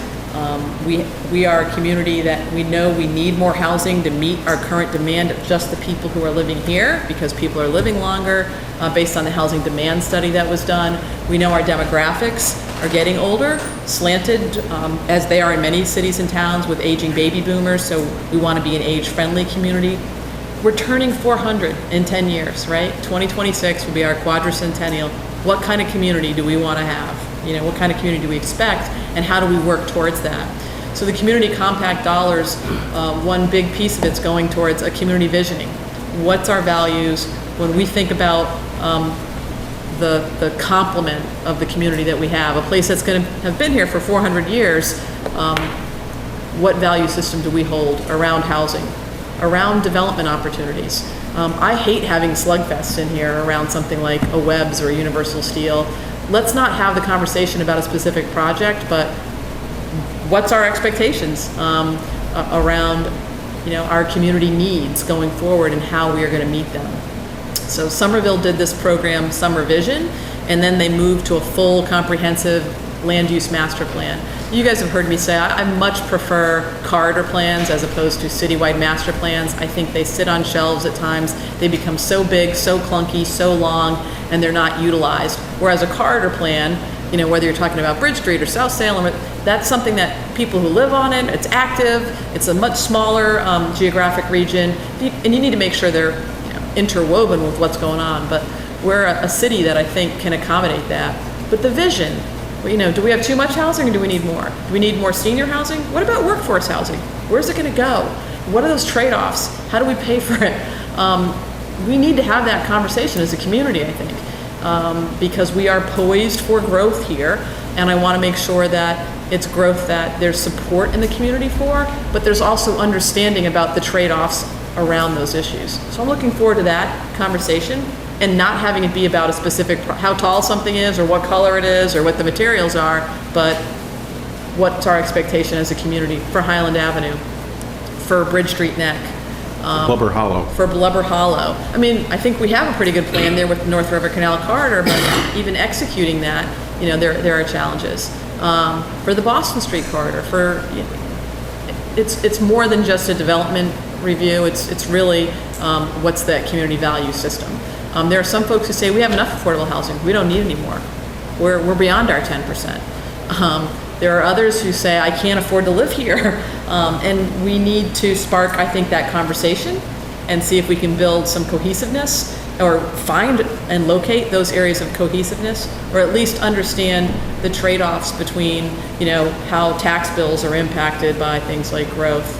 And so I think we want to spend some time making sure that process is done thoughtfully, and that we're hearing from people in the community. What can the council do to help support that conversation? Yeah, so I think there'll probably be a steering committee set up, and it would be great for us, particularly those of you who are ward councilors, to make sure that this can't be done the old-fashioned way of, hey, we're going to have a public hearing, everybody show up. The ones that are most successful have have the focus group going to people, so we're going to have a cafe town hall, maybe we're going to have a focus group at Gulu Gulu, or, at the senior center.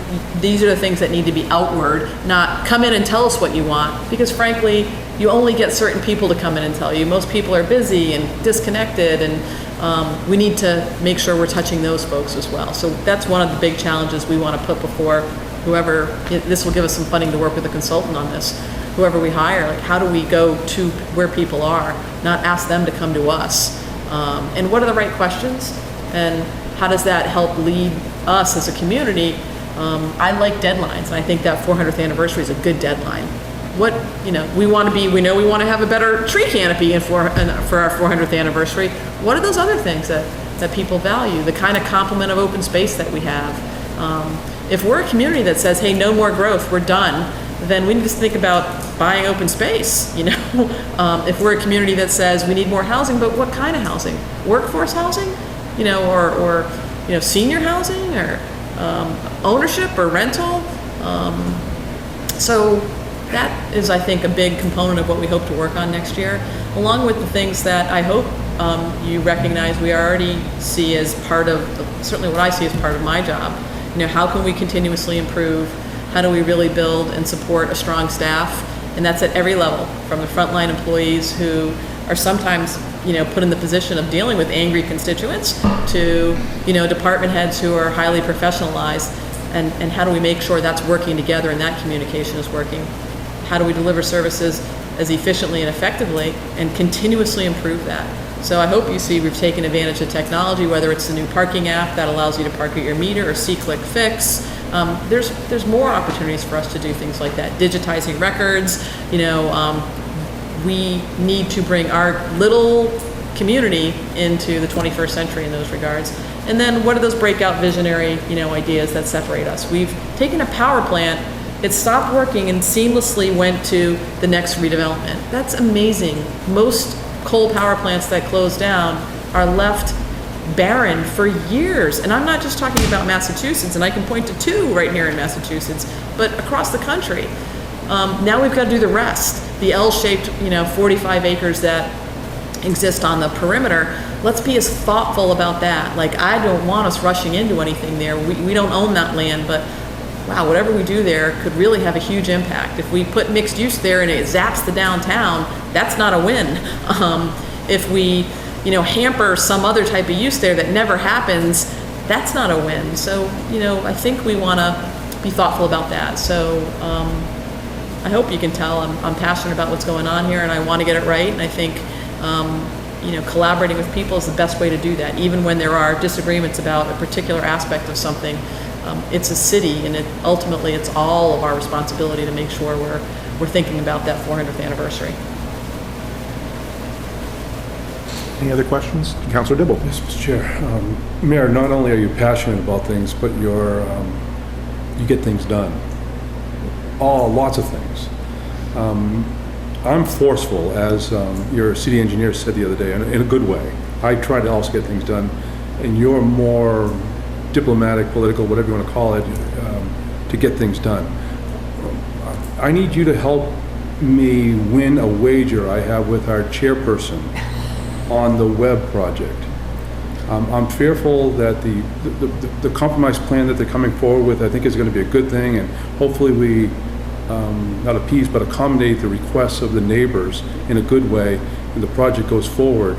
But if the project winds up like all the other ones on Bridge Street, being appealed and dragged through court and delayed and goes a couple of years, and Webb winds up moving to Peabody or somewhere else as a result of this. They're pushing hard, by the way. I want to see the neighbors that have been quite vocal against the project raising what I think are real concerns.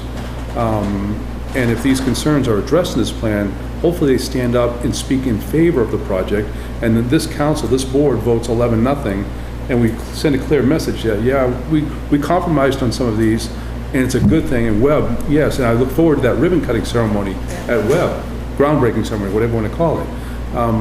But I strongly suggest that we get the plan to the neighbors, a few of them, and not without the lawyers, without the environmentalists, without a giant group, just a few of the most vocal people, including our councilor at large, R.D. Sargent, who is very vocal in certain ways on the project, and our Ward 2 councilor, and just put them together before the meeting, and hopefully we have the neighbors standing up in support of this good plan from Webb. I think that meeting has to happen in a very small group. So I encourage you, you said that earlier about bringing the plans to the neighbors. This one I think needs to go as well. Yeah, I'll pass that along to Webb's. I mean, I think that our hope is the same, that we'll end up with a plan that is supported by all the city councilors and is not something that neighbors find objectionable, so that they'd be looking at appealing it. Yeah. That's the goal, for sure. I want to hear them stand up like they said to me that they would do and speak in favor of the project. And that includes some of the most vocal people that were against it. We're hoping to get there too, Councilor. Separately, to your credit, I had mentioned the study that the state was doing in Vinton Square in Swampscott, and how it extended up a little ways into Salem to Fantasy Island, and then a little bit further to Dead Man's Curve and South Campus. And I had contacted your office, and I asked that study to link and leverage the Canal Street project. So from downtown Salem, we would link a study all the way, or construction and study, all the way into Vinton Square. And Dominic or yourself or a bunch of people got it done and requested the state. We talked about Horace Mann School, and it turned out you had already given the state, within a day, you had given the state the numbers of Horace Mann at that intersection at Harrison Road, if we were to move the school there, and some other changes. So I applaud the effort that your office does. If that's all Dominic on that one issue, you're on the money, and it got done like the next day. That was all Dominic, and he's a workhorse in terms of keeping my crazy schedule and crazy ideas moving forward. So we have the staff who, deal with constituent issues. Dominic's here dealing many times with issues that you folks have, also dealing with constituent issues. and also really trying to think through some of these ideas and get things implemented. So I'm really fortunate, for sure. He keeps the rest of us in line too. Yeah, exactly. In concert That's with the hardest part of the job. In concert with the Vinton Square study, I've met with the mayor a couple times and talked to her a couple times about improving the aesthetics of some portions of Vinton Square to let people know that this is Salem down there as well, with a welcome to Salem sign, a different way, to make it more of a gateway into Salem. Because a lot of people think that whole area, the whole shopping area, is Swampscott, but a good portion of it is Salem. With that is a segue into Horace Mann School, and that's my last question. Horace Mann School, do you think it's a doable project, something that we can afford in the immediate future to get Horace Mann moved there to South Campus? Yeah, I think we can't afford not to. So that's the circumstance we face with a school that is showing its wear on Loring Avenue, not the best location as we've identified in terms of access, even with some of the improvements, and thank you for pushing that through. It's a much better setup at the Harrington Building at South Campus. So we're going to do everything we can to get there. I'm excited that Salem State views it as one of their top priorities too. They're doing their work, as you know, on the master plan. Let's get that information out and figure out, how we actually get to a point where the school's able to move in, and that's getting their programs that are there out. I think that's got to be the key. We're also very interested in looking at an early ed component. So the work going on between Salem State and Horace Mann Lab School is very impressive. The strengthening of the partnership with Salem State. The Salem State is upgrading their School of Education to require all new students to have a 5-year degree. They'll graduate with their master's.